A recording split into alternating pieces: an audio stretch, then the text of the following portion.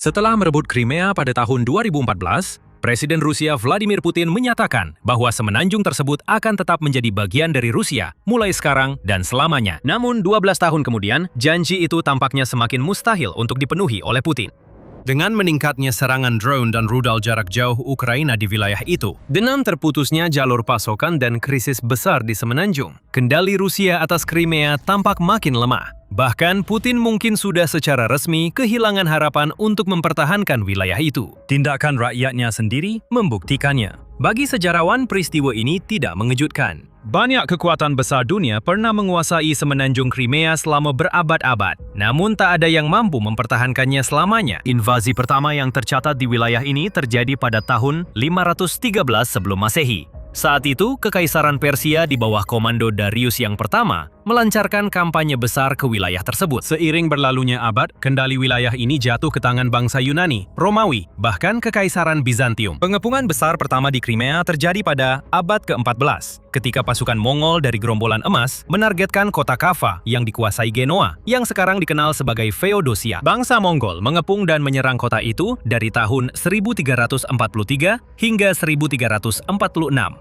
Sampai akhirnya mereka mengalami wabah besar pes bubonik. Tidak ingin menghentikan pengepungan dan pulang ke rumah, para penyerang justru melakukan salah satu contoh pertama perang biologis di dunia. Mereka melontarkan mayat terinfeksi wabah ke dalam kota dengan katapel, memaksa warga Genoa melarikan diri, dan menyebabkan wabah hitam menyebar ke seluruh Mediterania dan sekitarnya. Dalam abad-abad berikutnya, Crimea mengalami banyak pengepungan, invasi, dan perlawanan terakhir yang gagah berani namun akhirnya sia-sia. Ada pengepungan legendaris Sevastopol misalnya, yang terjadi selama Perang Crimea dan berlangsung hampir 1 tahun, dari Oktober 1854 hingga September 1855. Ini melibatkan koalisi kekuatan sekutu, termasuk Inggris, Prancis, Kekaisaran Ottoman, dan Sardinia, mengepung dan membombardir kota, yang coba dipertahankan oleh orang Rusia dengan membangun lingkaran benteng besar di sekelilingnya.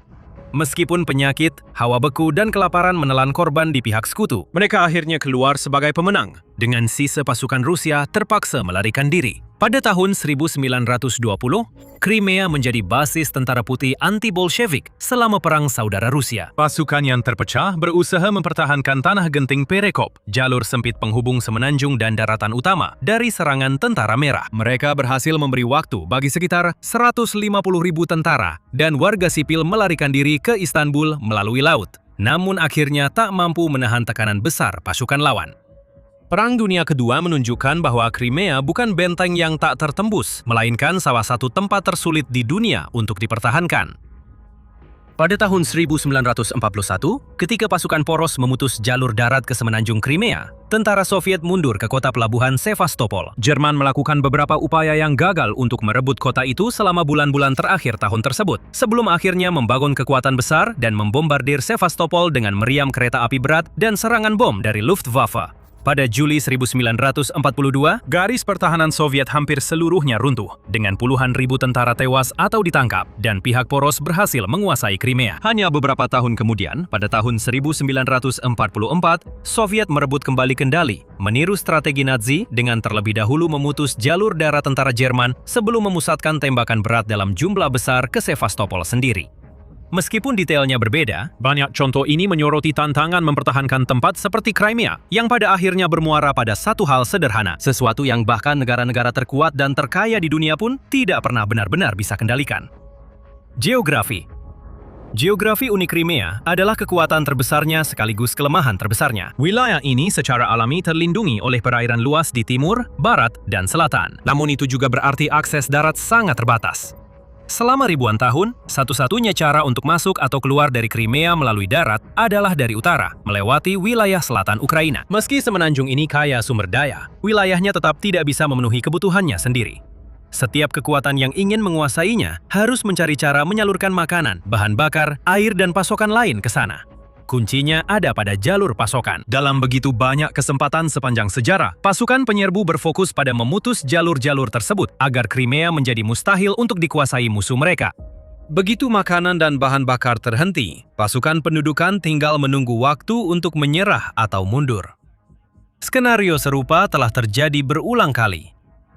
Isolasi semenanjung selalu mendahului kekalahan para pembelanya. Tidak peduli seberapa tinggi tembok benteng mereka, berapa banyak benteng yang mereka dirikan, berapa banyak parit yang mereka gali, atau bunker yang mereka bangun, atau sehebat apapun mereka melawan penyerbu yang mendekat, akhirnya tetap harus menyerah jika sumber daya habis.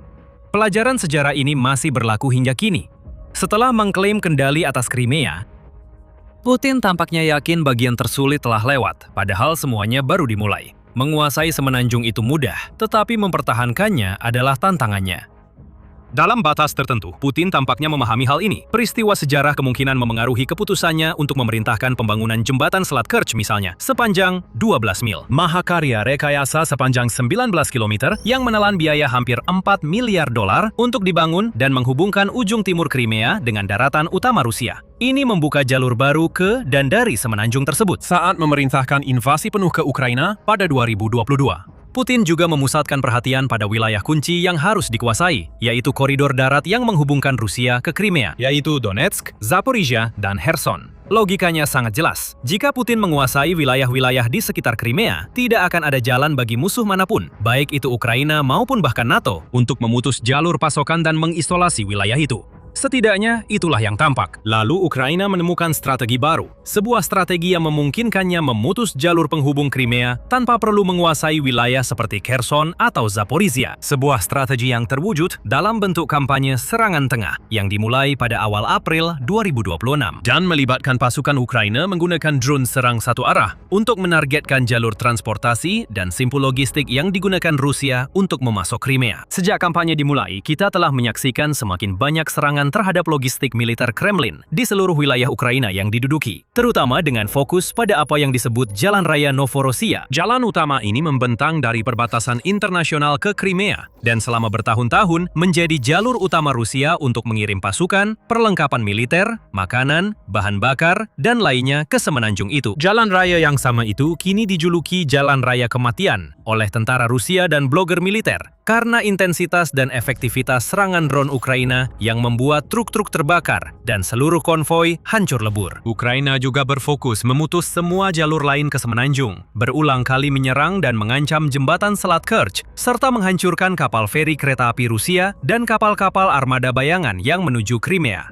Singkatnya, daripada melakukan serangan darat yang mahal dan berisiko kerugian besar, serta melemahkan Ukraina di wilayah lain, di sepanjang garis depan, pasukan Kiev justru memanfaatkan dengan cerdas armada drone mereka yang terus berkembang untuk membuat Rusia semakin sulit memasok ulang atau memperkuat Crimea. Mungkin sekilas tidak terlihat seperti itu, seperti yang baru-baru ini disampaikan pensiunan perwira Angkatan Darat Amerika Serikat, Jenderal Ben Hodges, dalam wawancara di Global Gambit. Ini pada dasarnya adalah taktik pengepungan klasik. Hodges mencatat Ukraina berkomitmen mengisolasi semenanjung dengan menarget infrastruktur transportasi yang diandalkannya. Mantan Komandan Jenderal Angkatan Darat Amerika Serikat di Eropa menjelaskan banyak orang meninggalkan daerah itu. Tidak hanya wisatawan yang kecewa, tetapi bahkan beberapa pejabat pemerintah. Orang-orang menyadari bahwa Crimea sedang menjadi perangkap, jika boleh dikatakan, dan mereka berusaha untuk keluar dari sana. Menurut pejabat Rusia, Putin mungkin sudah menerima kehilangan kendali atas semenanjung itu. Sebelum membahas apa tepatnya yang dikatakan, Anda sedang menonton acara militer. Jika belum berlangganan, lakukan sekarang. Sementara Putin belum mengakui krisis di Crimea secara terbuka, dan Kremlin terus mengandalkan taktik propaganda klasiknya untuk meremehkan drama tersebut. Seorang ahli, ekonom kelahiran Moskow, Igor Lipset, percaya bahwa Presiden Rusia mulai menjalankan rencana pelarian dari Crimea. Dalam wawancara dengan Mark Feigen, mantan anggota Duma negara Rusia yang kini jadi aktivis HAM, Lipset mengklaim bahwa Putin sudah dalam proses menarik diri dari Crimea dan sedang menyiapkan langkah-langkah untuk membenarkan keputusan ini di mata masyarakat umum. Dia menjelaskan bahwa Presiden tidak berniat untuk mengatur evakuasi kemanusiaan atau koridor hijau bagi warga Rusia yang masih terdampar di Crimea, karena hal itu akan sangat memalukan bagi Kremlin jika meminta Ukraina menghentikan serangan demi evakuasi. Sebagai gantinya, Moskow berniat untuk tetap diam mengenai masalah ini dan nantinya akan menyalahkan Ukraina ketika orang-orang akhirnya meninggal akibat kondisi yang semakin memburuk dan berbahaya di seluruh wilayah tersebut. Secara kemanusiaan, orang-orang seharusnya dievakuasi dan yang bisa sebaiknya lewat jembatan. Namun, itu tidak akan terjadi. Putin akan menyalahkan Ukraina atas kematian orang-orang dan tidak peduli berapa banyak warga sipil Crimea yang tewas, baik anak-anak maupun orang tua, karena kurang obat, listrik, atau rumah sakit. Dia sedang menjalankan perangnya sendiri, dan rakyat Rusia biasa bisa dikorbankan. Dalam wawancara yang sama, Lipsitz juga membandingkan situasi di Crimea dengan pengepungan, dengan menyatakan ada kekurangan air. Pasokan listrik menjadi tidak stabil setelah serangan Ukraina yang berhasil terhadap infrastruktur energi. Selain jembatan Crimea, komunikasi sebagian besar terputus. Antrean mobil keluar dari Crimea memecahkan rekor. Banyak orang Rusia mendadak sadar harus segera pergi. Ini mengkhawatirkan sekaligus absurd, mencerminkan rendahnya kesadaran di Rusia. Memang, hingga awal musim panas 2026, masyarakat Rusia sebagian besar tampaknya percaya bahwa Crimea benar-benar aman. Banyak orang memesan liburan ke sana di bulan-bulan musim panas untuk menikmati resort, spa, dan pantai di semenanjung itu. Sementara ratusan ribu warga Rusia dilaporkan telah pindah secara permanen ke Crimea sejak aneksasi ilegal pada tahun 2014. Banyak dari mereka mengambil keputusan ini berdasarkan apa yang dikatakan Putin kepada mereka. Dia mengatakan bahwa Crimea adalah dan akan selamanya menjadi milik Rusia. Dia mengklaim tempat itu aman, telah kembali ke pangkuan asalnya, serta mendorong warga Rusia mengunjungi semenanjung, membeli rumah, memulai bisnis, dan lainnya. Orang-orang percaya padanya dan ramai-ramai datang ke Crimea. Namun kini mereka mulai sadar telah salah, tetapi bagi banyak orang sudah terlambat. Ukraina pun tidak secara langsung menargetkan warga sipil. Ukraina tidak seperti Rusia. Ukraina tidak dengan sengaja mengebom rumah-rumah warga dan meledakkan rumah sakit, gereja, serta sekolah. Namun dengan memutus jalur pasokan ke wilayah tersebut, pasukan Kiev membuat wilayah itu semakin sulit dihuni, bukan hanya untuk tentara, tapi juga warga. Status darurat berlaku di seluruh wilayah, dan penduduk sebagian besar dilarang membeli bahan bakar karena stok sangat minim. Banyak rumah dan bisnis juga sering mengalami pemadaman listrik dan kekurangan air. Akibatnya, banyak warga Rusia yang tinggal atau berlibur di Crimea bergegas keluar dengan antrean mobil sepanjang bermil-mil mengarah ke jembatan Selat Kerch. Banyak orang memposting di media sosial untuk menyampaikan ketakutan dan frustrasi, mendesak warga keluar atau menjauh dari Crimea, serta langsung menyalahkan Putin atas kesannya tidak bertindak. Sekali lagi, rakyat biasa yang menderita karena kesombongan presiden mereka. Putin sebenarnya bisa melakukan sesuatu tentang hal ini. Dia bisa mengalihkan pasukan dan sumber daya untuk membantu evakuasi Crimea. Dia bisa secara terbuka mengakui masalah ini dan memberitahu rakyatnya bahwa dia melakukan segala yang dia bisa untuk membantu mereka.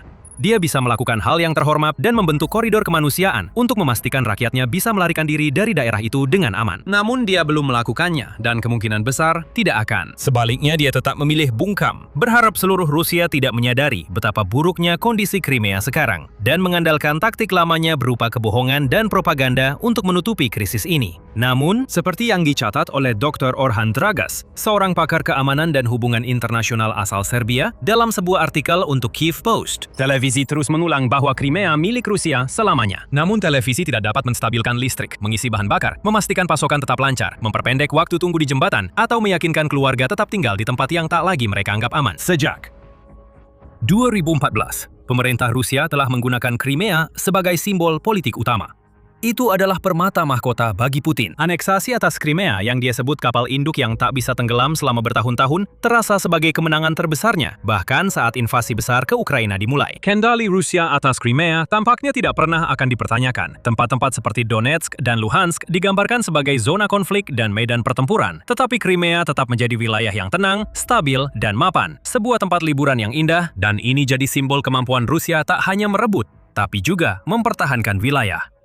Terlepas dari bagaimana operasi militer khusus di Donbas ini berjalan, Putin mungkin membayangkan generasi Rusia akan menyanyikan namanya dan merayakan warisannya setelah ia tiada, sambil terus berjemur di pantai Laut Hitam selama dekade-dekade berikutnya. Ukraina telah menghancurkan mimpi itu menjadi ribuan keping, membawa Putin kembali ke realita dengan kampanye serangan di wilayah tengah yang luar biasa. Dengan memetik pelajaran dari masa lalu, Ukraina mengikuti jejak koalisi sekutu dalam Perang Crimea, Tentara Merah dalam Perang Saudara Rusia, dan bahkan kekuatan poros pada Perang Dunia II, mengisolasi semenanjung, memutus pasokan, dan membuatnya hampir mustahil dipertahankan. Dan tidak masalah apakah Putin mengakuinya atau tidak, fakta di lapangan sudah berbicara sendiri. Logistik gagal, sumber daya tidak bergerak, orang-orang panik, dan semua tanda menunjukkan bahwa situasinya tidak akan membaik dalam waktu dekat. Bahkan, kemungkinan besar akan terus memburuk. Ukraina memiliki senjata untuk melanjutkan kampanye dan telah meningkatkan serangan dengan jumlah serangan pada Juni jauh lebih banyak dibanding Mei. Ukraina juga meledakkan beberapa kapal armada bayangan yang coba digunakan Rusia untuk mengirim pasokan ke Crimea lewat laut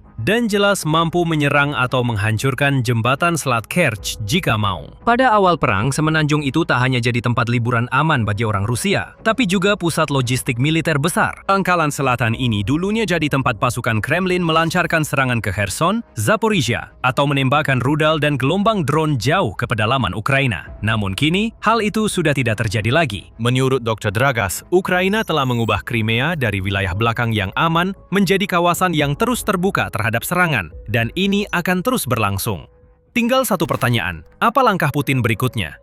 Menurut Lipsitz dan lainnya, tekanan itu mungkin terlalu berat bagi Presiden Rusia. Dragas yakin dia akan mencoba memecah krisis ini jadi serangkaian dalih kecil. Memalsukan cerita tentang sabotase dan kegagalan teknis di wilayah tersebut, menyalahkan pemerintah lokal atas kegagalan menjaga standar perawatan dan pengendalian, lalu menuduh Ukraina kejam, menargetkan warga Rusia tak bersalah di sana.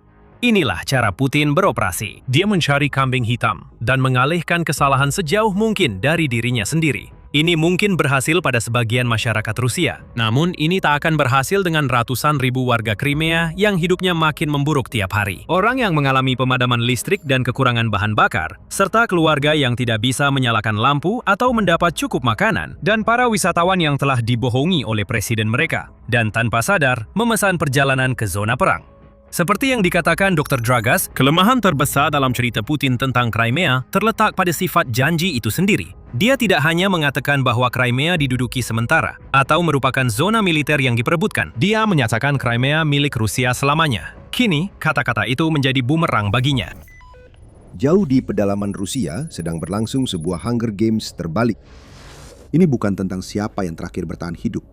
Ini tentang para elit, banyak di antaranya adalah teman masa kecil Putin, berusaha menjauh dari pemimpin Rusia itu agar tidak berada di dekatnya saat orang terakhir tumbang. Dalam gaya klasik Hunger Games, para elit saling menjatuhkan dan melawan Putin. Segala sesuatu yang membuat Rusia berjalan kini runtuh dalam kekacauan pengkhianatan, manuver politik, dan eksodus besar-besaran. Kita sedang menyaksikan runtuhnya Rusia secara langsung, tapi semua itu terjadi jauh dari medan perang. Situasi di Rusia saat ini bukan eksodus yang jelas terlihat. Anda tidak akan melihat pesawat pribadi membawa orang-orang dekat Putin pergi secara fisik. Juga Anda tidak akan banyak mendengar dari orang-orang dalam itu tentang niat langsung mereka untuk mengkhianatinya. Di Rusia, semuanya tidak berjalan seperti itu. Banyak dari apa yang terjadi saat ini berlangsung dalam bayang-bayang. Tapi jangan salah, para elit sedang pergi selagi mereka masih bisa. Namun mereka tidak benar-benar pergi secara fisik. Sebaliknya, terjadi eksodus hal yang dimiliki semua orang ini. Dari orang dalam, oligarki, hingga Putin sendiri. Yang mereka anggap lebih berharga dari apapun, yaitu uang. Saat invasi Rusia ke Ukraina menghabiskan $827 juta setiap harinya, dengan Putin yang tidak menunjukkan tanda-tanda akan berhenti karena obsesinya terhadap Ukraina telah menguasai seluruh dirinya, pendukung Putin diam-diam mulai meninggalkannya. Ini kebalikan Hunger Games. Putin akan dibiarkan jatuh sendiri sementara yang lain bertahan. Rezim Putin kehabisan waktu karena Rusia sekarang membutuhkan lebih banyak uang daripada sebelumnya untuk melanjutkan invasinya. Para orang dalam dan elit berusaha keras agar Putin tidak mendapatkan uang mereka. Bloomberg mengungkapkan besarnya eksodus tersebut dalam laporan tanggal 16 Juli. Disebutkan bahwa beberapa orang terkaya di Rusia yang sebagian besar berada di posisi mereka karena kedekatannya dengan Putin mengirim miliaran dolar ke luar negeri agar Putin tidak mendapatkannya. Elit tersebut ingin menghindari risiko karena kedekatan dengan Putin. Misalnya saat seorang pemimpin meminta sumbangan untuk perjuangannya atau presiden diktator yang terang-terangan menyita aset yang tak diserahkan padanya. Idenya di sini sederhana. Jika uangnya tidak ada di dalam negeri, maka tidak ada yang bisa dilakukan Putin untuk mengambilnya. Bloomberg melaporkan arus keluar uang ini diperkirakan mencapai puluhan miliar dolar karena 6 orang Rusia kaya dan sumber lain dari elit Rusia menyatakan hal serupa. Banyak orang terkaya di Rusia tengah mengubah portofolio investasi mereka secara besar-besaran, dengan banyak dari mereka yang menaruh uang ke dalam mata uang kripto dan emas, sementara lainnya menempatkan uang dalam dana investasi asing dan properti. Kawasan Teluk khususnya semakin menjadi tempat perlindungan bagi mereka yang ingin menjaga apa yang mereka miliki agar tetap jauh dari Putin. Semua ini tak seharusnya mengejutkan pemimpin Rusia.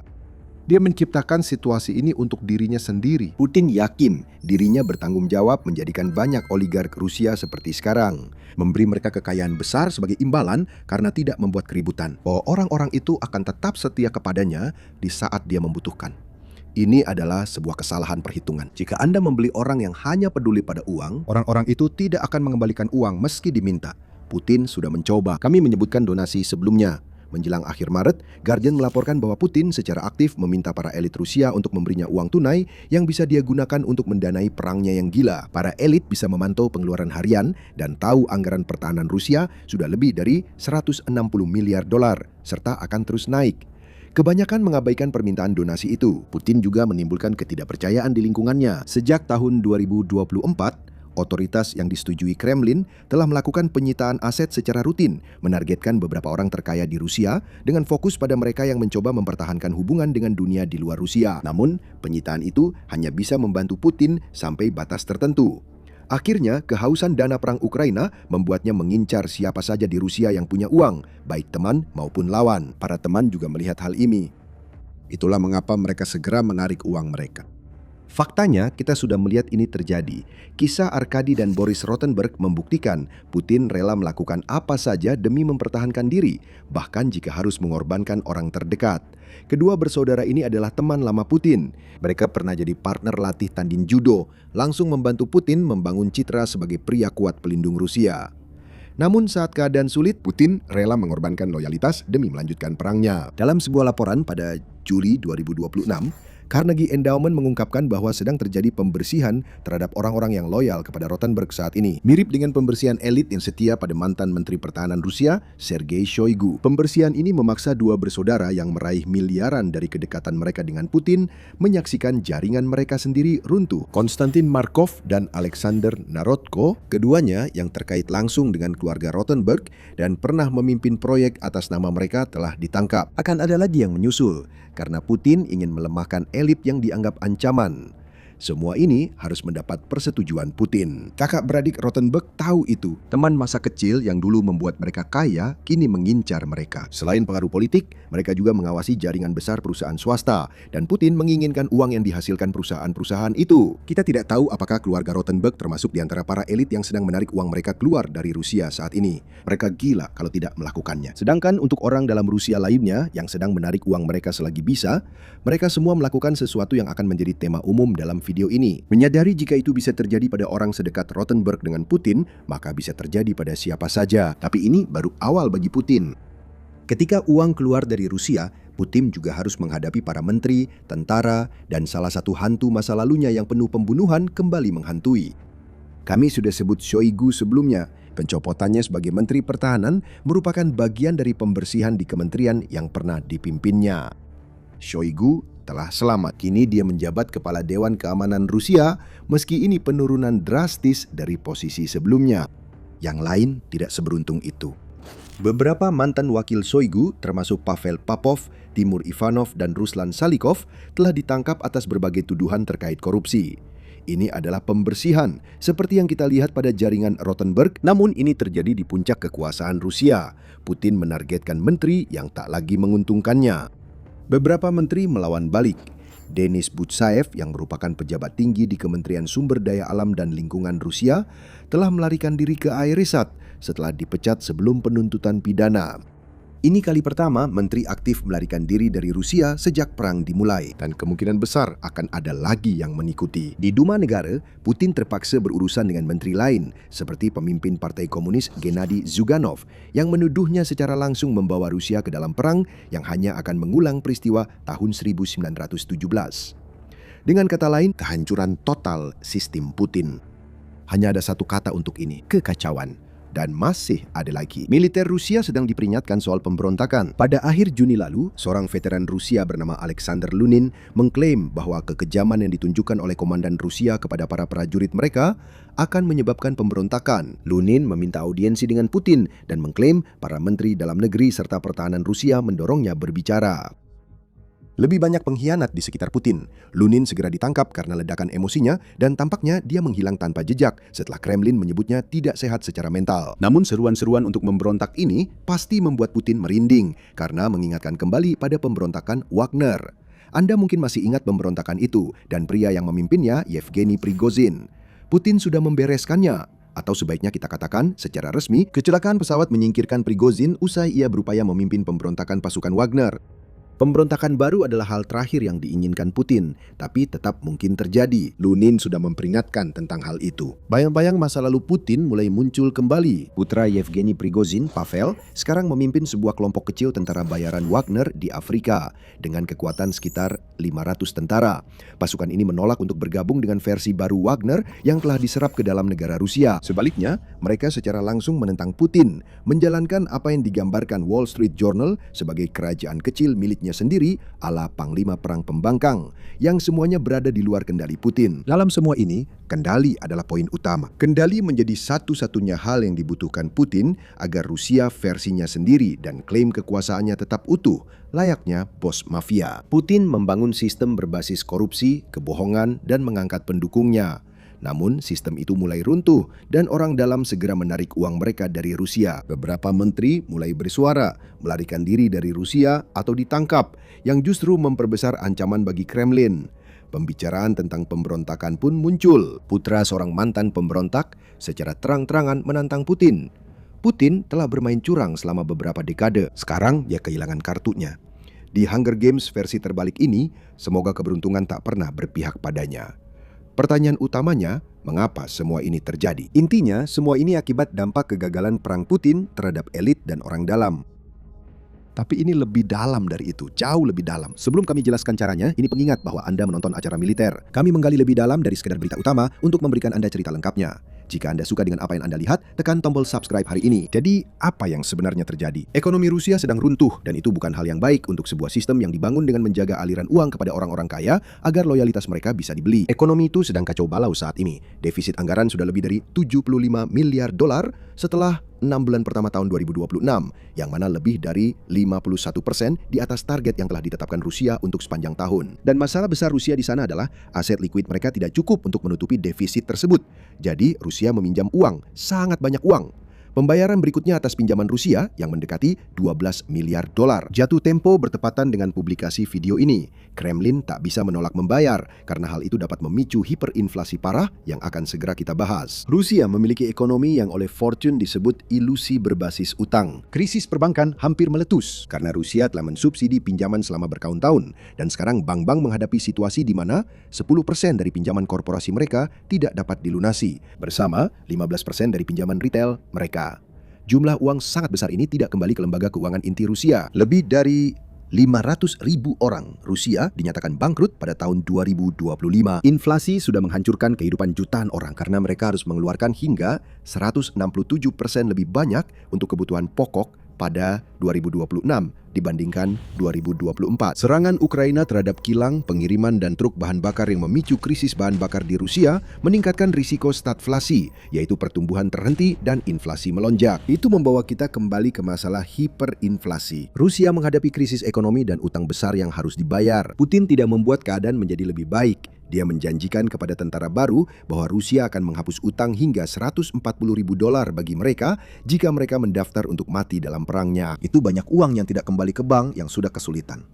Tapi apa yang terjadi saat uang habis dan Kremlin tak bisa menepati janji ini dengan gaji dan bonus besar yang mereka beri ke tentara? Rusia bisa saja merespons dengan mencetak lebih banyak rubel. Tapi itulah resep terjadinya hiperinflasi yang sedang kita bicarakan. Skema-skema Rusia lainnya juga sudah gagal. Kremlin mencoba menjual obligasi, tapi skema itu hanya menghasilkan 10% dari target yang ditetapkan Rusia. Mengajukan pinjaman lebih banyak juga gagal. Mereka yang meminjamkan uang ke Rusia menginginkan bunga tinggi sesuai risiko, namun Kremlin tak mampu membayar. Alternatifnya, Putin bisa meningkatkan langkah yang telah ia lakukan sebelumnya, mengambil dari orang kaya untuk diberikan ke Kremlin. Ingat, tema yang kami sebutkan sebelumnya di video, para elit dan orang dalam melihat apa yang terjadi pada orang-orang di sekitar mereka dan pergi selagi mereka masih bisa. Tema itu kembali dengan sangat kuat di sini. Orang-orang terkaya di Rusia sadar bahwa Putin telah menciptakan mimpi buruk untuk mendanai invasinya, dan mereka tahu upaya Kremlin tidak akan membantu. Orang-orang itulah yang punya uang, dan Putin akan mendatangi mereka jika perang Ukraina berlanjut. Keluarkan uang sekarang, dan tak ada lagi yang bisa dia curi. Buruknya ekonomi Rusia menjadi salah satu alasan arus keluar uang tunai, dan banyak ketidakpuasan yang telah kita bahas. Tapi ada faktor lain. Orang-orang dekat Putin sebagian besar adalah pemilik bisnis. Banyak yang menjalankan perusahaan swasta yang sukses karena Kremlin memberi mereka kontrak yang menguntungkan.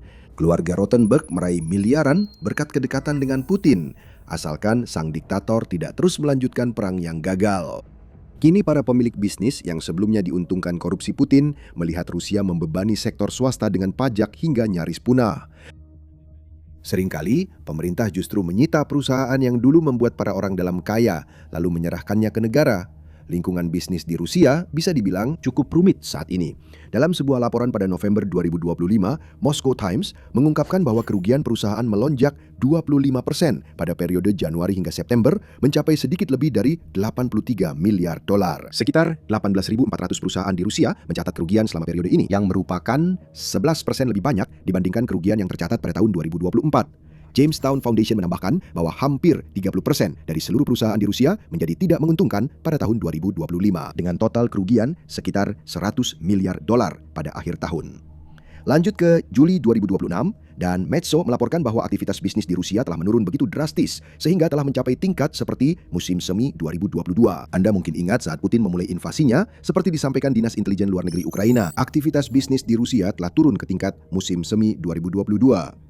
Indikator iklim bisnis yang dihitung oleh Bank Sentral Rusia pada bulan Juni turun menjadi minus 3,6 poin dari 0,9 pada bulan Mei. Angka 0 di skala ini memisahkan pertumbuhan dan kontraksi, sehingga dunia usaha tidak lagi yakin akan perbaikan. Ini bukan waktu yang tepat untuk menjadi elit bisnis di Rusia sekarang. Peluang mendapat uang makin suram, apalagi dengan adanya kanibalisasi yang sudah disebutkan. Kami sudah membahas penyitaan aset. Contoh jelasnya terjadi 19 Juni saat Kremlin menyerahkan pengelolaan JSC Elma, salah satu pemilik properti logistik dan industri terbesar di Rusia, ke perusahaan negara Neftakim Remstroy. Itu sekitar 1,05 juta meter persegi lahan yang hilang, langsung diserahkan ke negara agar Kremlin bisa mengambil keuntungan. Ini hanya salah satu contoh. Pada Juli 2025, Rusia sudah menyita lebih dari 50 miliar dolar aset perusahaan swasta. Banyak aset dimiliki perusahaan barat yang hengkang dari Rusia usai invasi. Sejak awal perang, lebih dari 800 perusahaan diambil alih negara.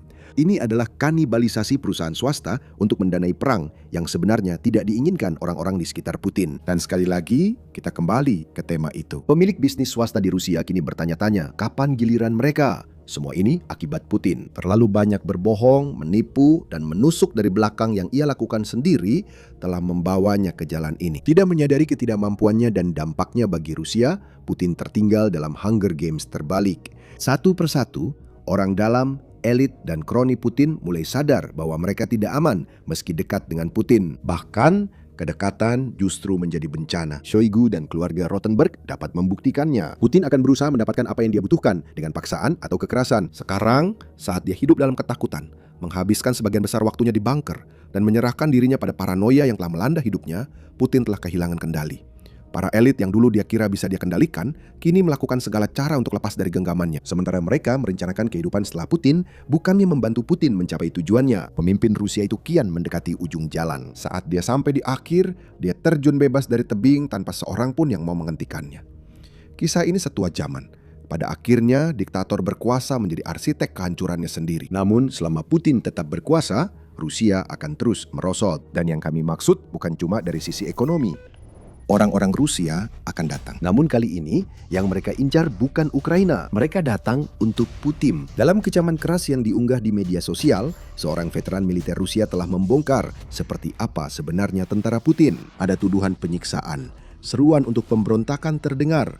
Tentara Rusia kini secara aktif mengancam kekuasaan Putin saat Wagner 2.0 tampaknya akan segera muncul. Tanggapan Kremlin sangat cepat, namun kebrutalan Putin yang kejam baru saja terungkap sebagai pukulan lain bagi kekuasaannya. Dan ancaman terbesar bagi Rusia semakin tampak berasal dari Rusia sendiri. Dalam kecaman kerasnya, seorang mantan komandan regu pengintai tentara Rusia bernama Alexander Lunin telah memaparkan dengan jelas seperti apa sebenarnya kehidupan di militer Putin. Dulu anggota batalion sukarelawan Sudokhov. Pengungkapan Lunin secara langsung menyerang Putin, militernya, dan kepemimpinan Kremlin dengan klaim bahwa tentara Rusia disiksa dan dianiaya oleh para komandannya, serta perintah yang mereka terima seringkali bodoh, bunuh diri, dan tampak hanya untuk mengirim lebih banyak korban ke mesin pembantaian. Lunin menyerukan pertemuan langsung dengan Putin untuk mengungkapkan kebenaran yang tak akan disampaikan pejabat manapun kepadanya. Biasanya hal seperti ini akan disembunyikan oleh Rusia. Apa arti satu tentara tidak puas di antara jutaan lainnya? Namun, Lunin tak hanya membongkar militer Rusia dan praktik abusifnya. Lunin menyatakan jika pertemuannya dengan Putin tak terjadi, pemimpin Rusia itu menghadapi kemungkinan invasinya ke Ukraina gagal total. Lunin memperingatkan pemberontakan akan terjadi, dan satu-satunya cara mencegahnya adalah membuat Putin tahu perlakuan para komandan terhadap prajurit mereka. Jika saya tidak tiba di Kremlin dalam waktu dekat dan tampil langsung di udara bersama Anda, tentara akan berbalik mengangkat senjata melawan Kremlin. Lunin menyatakan di tengah klaim bahwa ia telah bertemu dengan pejabat tinggi di Kementerian Pertahanan Rusia serta anggota Dinas Keamanan Rusia. Implikasinya tampak jelas. Lunin memperingatkan Putin bahwa dia menghadapi pemberontakan dan kemungkinan besar mendapat dukungan dari anggota tingkat atas rezim Presiden Rusia. Lunin menegaskan ini bukan gertakan saat menutup pesannya. Pesan ini tidak bisa dibiarkan begitu saja tanpa perhatian. Jika Kremlin masih berharap merahasiakan semuanya, harapan itu hancur. 24 jam setelah pesan Lunin dipublikasikan. Itulah waktu yang dibutuhkan agar peringatan mantan tentara itu meraih 12 juta penayangan di berbagai media sosial. Putin tak bisa mengabaikan ini. Peringatan itu sudah tersebar dan banyak orang Rusia yang sudah melihatnya. Namun setelah video itu menjadi viral, situasinya justru menjadi aneh. Di satu sisi, Lunin tampaknya mencoba menarik kembali beberapa komentarnya. Setelah pesannya ramai diperhatikan, dia mengklaim tidak berusaha mengatur atau menyerukan kudeta, namun berharap bisa menyampaikan informasi tentang kondisi nyata yang dialami tentara Rusia di militer mereka. Dia menegaskan lagi, klaim bahwa pejabat Kementerian Pertahanan dan Dinas Keamanan mendorongnya mengangkat isu ini secara terbuka. Radio Free Europe, Radio Liberty melaporkan tidak ada bukti atas klaimnya, namun ini tidak mengejutkan.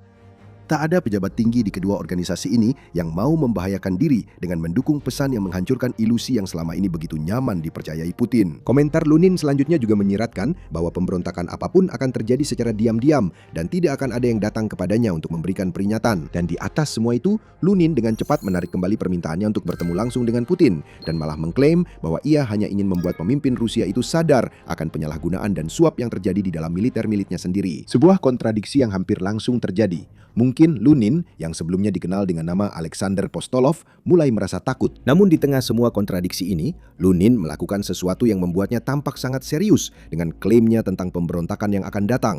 Ia benar-benar berusaha membuktikan klaimnya dalam beberapa hari setelah ia mengirimkan pesannya. Media United 24 melaporkan bahwa ia mulai mengumpulkan kesaksian dari tentara Rusia lainnya tentang perlakuan buruk yang mereka alami.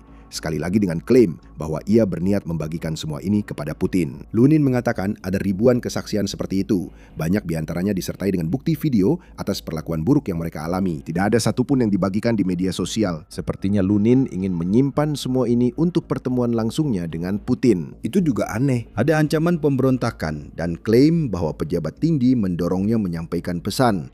Lunin bahkan mengklaim mendapat dukungan dari perwakilan otoritas di wilayah Voronezh, meskipun dia hanya bisa menyebut orang yang diajak bicara sebagai Denis, dan mengklaim bahwa Denis adalah wakil gubernur bidang kebijakan dalam negeri di Voronezh. Pria yang memegang jabatan itu sebenarnya bernama Dmitry Maslov, ungkap agen SVO News. Tampaknya Lunin juga telah dibohongi oleh para pejabat yang memanfaatkannya untuk mengungkap masalah nyata di tentara Rusia, atau dia sudah menyerah dan tidak lagi peduli dengan apa yang terjadi padanya, selama masih ada yang mau mendengar.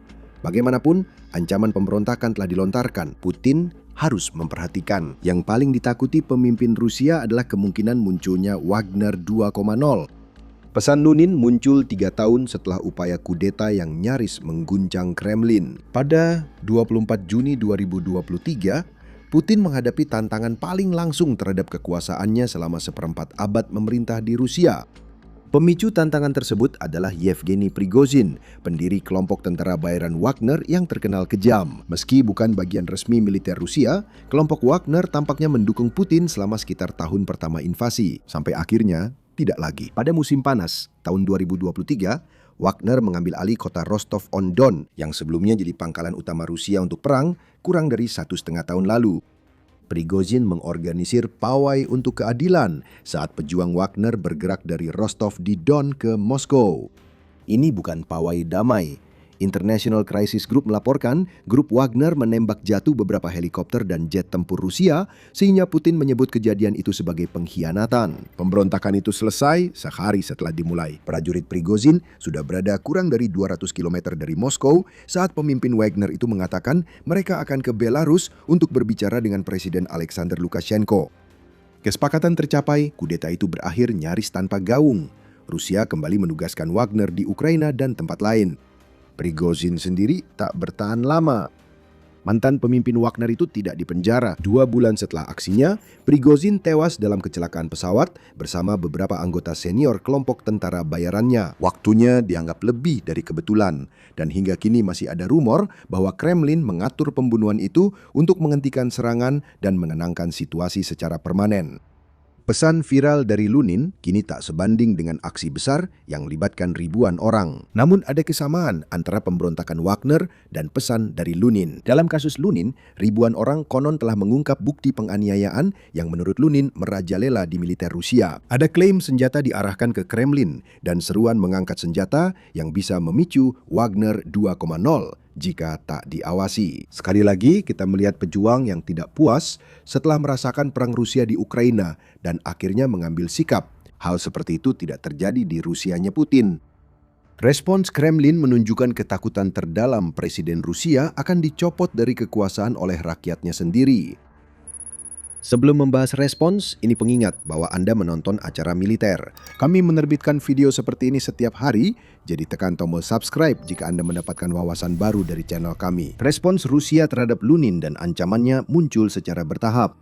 Awalnya, Kremlin tampaknya meremehkan video Lunin. Salah satu corong favorit Putin, Dmitry Peskov, mengomentari video itu pada 26 Juni. Mengatakan telah diberitahu soal pernyataan tersebut tapi belum sempat membacanya. Namun, Peskov juga mengklaim bahwa laporan tentang ucapan Lunin terasa agak aneh baginya, tetapi para pejabat perlu mempelajari video tersebut sebelum mereka bisa memberikan penilaian apapun. Jadi, respons yang hati-hati dari Kremlin mungkin karena Putin dan kroni-kroninya tahu seberapa besar perhatian yang didapatkan video tersebut dan mereka enggan langsung mengambil tindakan. Pembaruan berikutnya datang dari Lunin sendiri. Pertemuan telah diatur, meski bukan dengan Putin. Sebaliknya, ajakan bertemu datang dari Vitaly Borodin, aktivis pro-Kremlin dan pemimpin kelompok proyek federal untuk keamanan dan anti korupsi. Meskipun tidak secara resmi terafiliasi dengan Kremlin, kelompok ini memiliki rekam jejak dalam mengajukan pengaduan terhadap tokoh-tokoh publik sebagai bagian dari upaya Putin yang disebut-sebut untuk mengekang korupsi di jajaran Rusia. Vitaly Borodin menghubungi saya.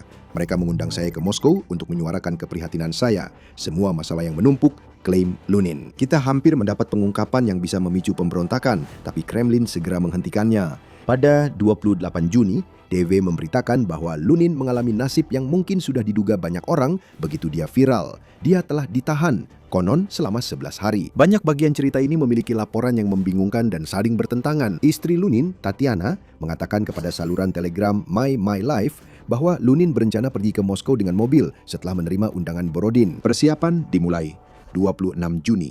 Namun Lunin tak mendapat kesempatan melanjutkan perjalanannya.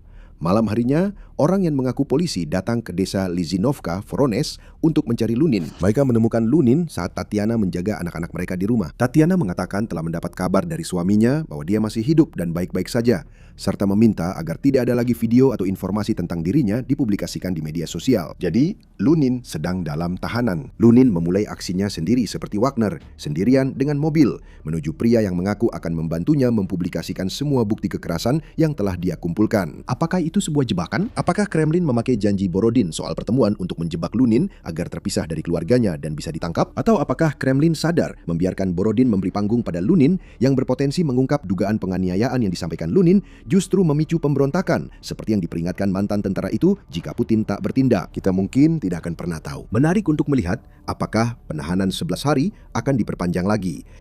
Rusia sudah sering membuat orang-orang yang bermasalah dengan Putin menghilang. Ada kemungkinan besar bahwa Lunin mungkin segera berakhir jatuh dari jendela yang terbuka, seperti yang telah terjadi pada begitu banyak orang yang bahkan hanya sekedar menyarankan bahwa Putin bisa dicopot dari kekuasaan. Ada 2 hal pasti dalam kisah membingungkan ini.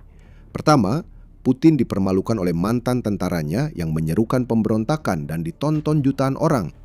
Dan kedua, bahkan tanpa kesaksian yang coba dibawa Lunin ke Moskow, banyak bukti yang mengungkap kengerian menjadi tentara di angkatan bersenjata Rusia. Kekerasan banyak terjadi di militer Rusia, dan mudah ditemukan bahkan tanpa kesaksian yang diklaim dimiliki Lunin. Radio Free Europe Radio Liberty menyoroti banyak laporan sebelumnya tentang tentara Rusia dihukum dengan dikurung di lubang, ruang bawah tanah dan tempat penahanan seadanya jika menolak ikut dalam serangan bunuh diri di garis depan perang. Ada laporan yang mendukung klaim Lunin bahwa komandan menuntut suap dari tentara agar tidak dikirim ke serangan paling berbahaya. Beberapa wajib militer dilaporkan membayar hingga hampir $13.000 kepada komandan mereka agar bisa menghindari pertempuran di Ukraina. Ada budaya sadisme di tempat pelatihan militer Rusia, terutama jika seorang tentara diketahui berbeda dari yang dianggap normal. Seorang mantan tentara bernama Artem Biko mengatakan kepada Radio Free Europe Radio Liberty bahwa dia ditugaskan ke Brigade Artileri ke-273 Rusia dan pelatihan menjadi neraka baginya setelah diketahui bahwa dia biseksual. Saya dirisak habis-habisan. 5 rompi anti peluru dipakaikan pada saya, membuat saya sulit berjalan. Saya muntah, pingsan, ambruk. Mereka memasang masker gas, memaksa saya lari dan merangkak. Rasanya seperti neraka. Tapi itu baru permulaan, kata Biko. Menambahkan bahwa ia menyaksikan pemukulan rutin dengan tongkat, serta tentara yang tangannya dipukul palu atau diborgol ke radiator. Yang lain tidak sejujur itu tentang kekerasan yang mereka alami. Lebih memilih untuk tetap anonim saat mereka menyampaikan laporan mereka. Menurut artikel Januari, TVP World melaporkan ribuan keluhan resmi ke Kremlin tak sengaja dipublikasikan online oleh pemerintah Rusia. Dan keluhan-keluhan itu sejalan dengan banyak hal yang diklaim oleh Bikov dan apa yang menurut Lunin ingin ia tunjukkan kepada Putin. Daftar panjang, lebih dari 6.000 keluhan kepada Ombudsman Hak Asasi Manusia Rusia yang diterima antara April dan September 2025. Bercerita tentang keluarga-keluarga yang hidup dalam ketakutan akan keselamatan para tentara di garis depan, pasukan dihukum karena menolak menjalankan misi bunuh diri, yakni dengan mengirim mereka ke wilayah Ukraina sambil membawa bendera Rusia, sehingga mereka menjadi sasaran. Bahkan orang di kursi roda dikirim ke garis depan hanya untuk menghabiskan amunisi Ukraina. Laporan khusus ini menambah sisi menarik cerita itu. Lunin mengklaim pemberontakan akan terjadi dan ingin menunjukkan bukti adanya perlakuan abusif kepada Putin agar pemimpin Rusia itu bertindak sebelum semuanya dimulai. Namun, laporan Januari ini menunjukkan Kremlin menerima banyak laporan tentang perlakuan abusif. Ribuan laporan dalam beberapa bulan, kemungkinan masih ada ribuan laporan lain lagi di luar itu. Apa yang ditunjukkan hal ini kepada kita? Putin tahu militer Rusia sering melakukan kekerasan, tapi ia tidak peduli. Cerita seperti ini sudah biasa bagi militer yang mengandalkan kekejaman dan sadisme untuk mendorong tentaranya ke garis depan, sama seperti mengandalkan keselarasan dengan visi Putin untuk menaklukkan Ukraina. Pusat Studi Geopolitik dan Keamanan mengatakan pada Maret 2024 bahwa budaya militer Rusia dicirikan oleh tingkat toleransi yang tinggi terhadap penderitaan dan kekerasan. Dan hal itu sudah jadi ciri khas sebelum perang Ukraina. Gagasannya tampaknya adalah bahwa untuk melakukan tindakan brutal, para tentara harus terpapar pada tindakan tersebut. Mereka sendiri harus mengalami kekerasan. Mereka harus menyaksikan rekan-rekan yang menolak perintah atau melakukan sesuatu yang tidak sesuai dengan apa yang dikatakan komandan. Mereka dihukum dan disiksa. Lunin tidak akan membeberkan semua itu kepada Putin. Dia hanya akan memberitahu pemimpin Rusia bahwa tentaranya berjalan tepat seperti yang dimaksudkan. Jika semua yang ingin Lunin tunjukkan ke Putin bukan hal baru bagi pemimpin Rusia, mengapa itu penting? Jawaban sederhana untuk pertanyaan itu adalah bahwa video Lunin membuat tindak kekerasan ini diketahui publik bagi orang-orang yang mungkin belum pernah mendengarnya di dalam Rusia. Dan itu menunjukkan bahwa ada tentara yang sudah sangat muak dan siap untuk mengakhiri perang. Pemberontakan mungkin saja akan terjadi karena kelelahan perang membuat orang-orang seperti Lunin mempertaruhkan diri mereka sendiri dengan mengambil tindakan-tindakan nekat. Dan jika klaim Lunin tentang dipengaruhi oleh pejabat Kementerian Pertahanan dan Dinas Rahasia itu benar, maka beberapa orang terdekat Putin mungkin juga mengalami kelelahan yang sama. Mereka sedang mencari jalan keluar. Menggulingkan Putin mungkin satu-satunya pilihan. Tentara Rusia sudah kelelahan. Radio Free Europe Radio Liberty melaporkan bahwa ada perdebatan publik yang semakin meningkat di kalangan elit Rusia tentang apakah akan menghentikan perang atau tidak. Ketegangan semakin meningkat. Putin bahkan harus menghadapi anggota Duma negara Rusia yang mengatakan revolusi seperti yang terjadi pada tahun 1917 akan datang. Itu pesan pemimpin Partai Komunis Rusia, Gennady Zyuganov, kepada Putin pada April lalu, memperingatkan dampak perang Putin secara militer dan ekonomi bisa jadi akhir bagi Putin. Bagi pemimpin Rusia, ucapan Lunin bukan hanya omongan orang yang terpojok. Itu adalah gema kata-kata halus namun berbahaya dari beberapa orang paling berkuasa di Rusia. Di lapangan, Rusia terus membuat sedikit sekali kemajuan di Ukraina, dan di dalam Rusia semakin banyak drone yang terbang ke wilayah Putin daripada sebelumnya, dengan beberapa di antaranya mencapai hingga ke Moskow. Bahkan Putin sendiri terpaksa mengakui kekurangan bahan bakar akibat serangan Ukraina ke infrastruktur minyak Rusia. Jadi Lunin mungkin tidak memimpin kudeta ala Wagner 2.0 sendiri. Namun dia telah memperingatkan adanya pemberontakan dan sikap terhadap Putin serta perangnya mulai berubah di Rusia. Bagi mantan tentara, secara terbuka menyatakan ketidakpuasan dan mengungkap perlakuan semena-mena di militer kepada jutaan orang sudah sangat buruk. Ditambah perpecahan elit dan bukti yang tak lagi bisa disangkal tentang kegagalan Rusia di garis depan serta serangan Ukraina di wilayah Rusia, ini menjadi potensi bencana bagi Putin. Sesuatu yang besar mungkin akan menghancurkan Putin. Pertanyaannya kini, apakah dia akan jatuh secara dramatis lewat pemberontakan militer atau perlahan karena upaya orang-orang di balik layar menyingkirkannya? Kedua hasil itu menguntungkan Ukraina, sementara Putin memberi banyak peluang bagi lawannya menjerat Putin. Selama beberapa dekade, hampir semua orang sepakat bahwa uang adalah sumber daya terpenting di dunia militer. Tentara yang didanai dengan baik akan selalu memiliki keunggulan dibandingkan mereka yang memiliki dana lebih sedikit. Negara-negara yang memiliki banyak uang untuk dibelanjakan akan selalu lebih kuat daripada mereka yang memiliki anggaran pertahanan terbatas. Dan aset-aset termahal akan selalu mengalahkan alternatif yang lebih murah dan sederhana. Sejak tahun 2022, Ukraina telah menulis ulang semua aturan tersebut. Meskipun berperang dengan kekuatan yang lebih kecil, sumber daya yang lebih sedikit, dan jauh lebih sedikit uang dibandingkan lawannya, Ukraina konsisten melawan segala rintangan.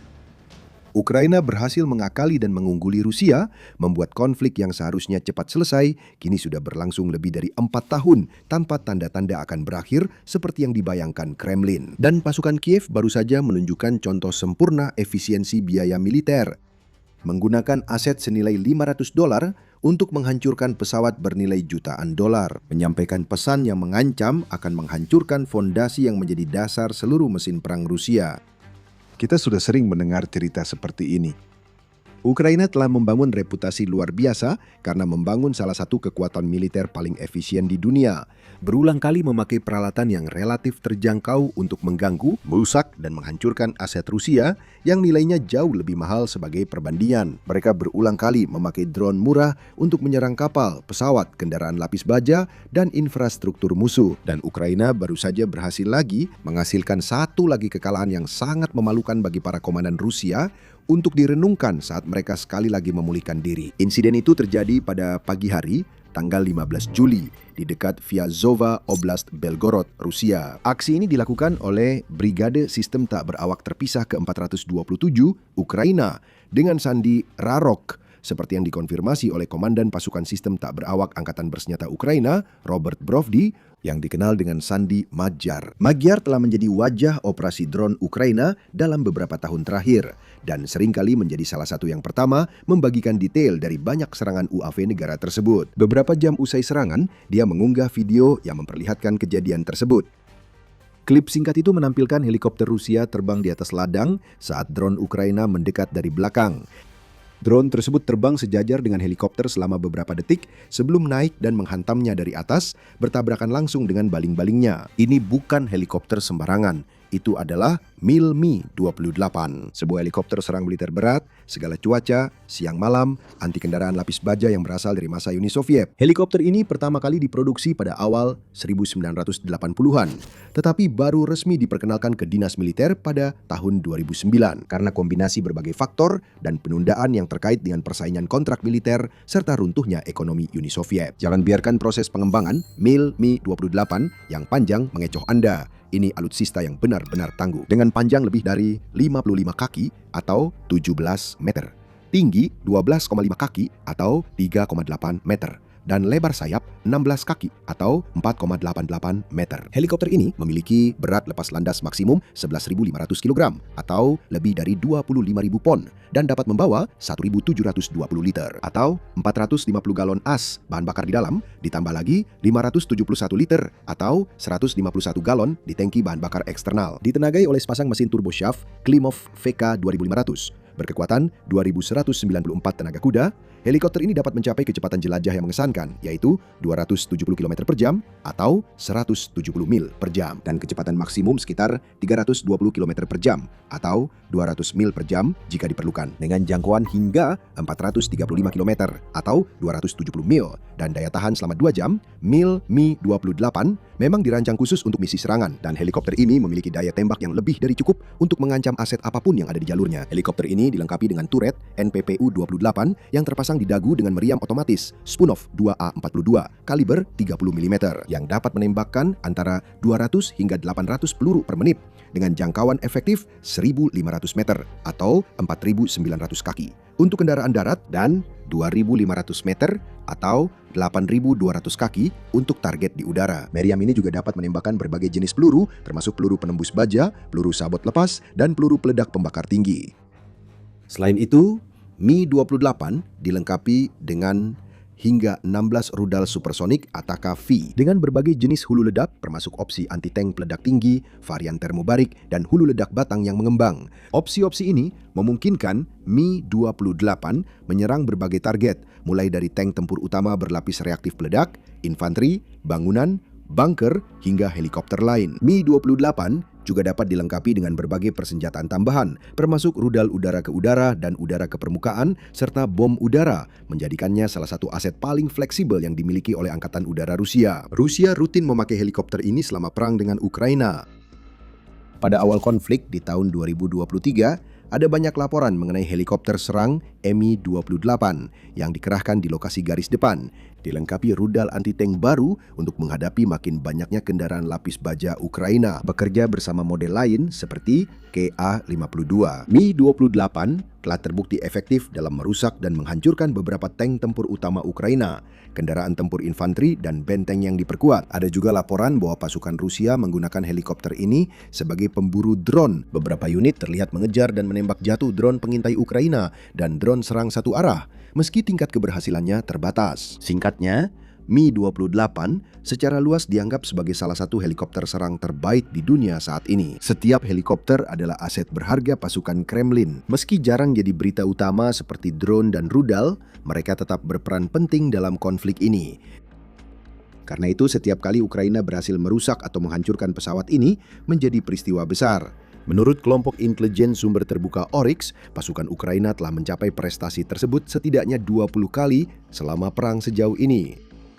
20 Mi-28 telah dipastikan mengalami kerusakan parah atau benar-benar hancur, meskipun angka sebenarnya kemungkinan jauh lebih tinggi. Ada kasus aset Rusia dilenyapkan, namun tanpa bukti jelas untuk mengkonfirmasi kehancurannya.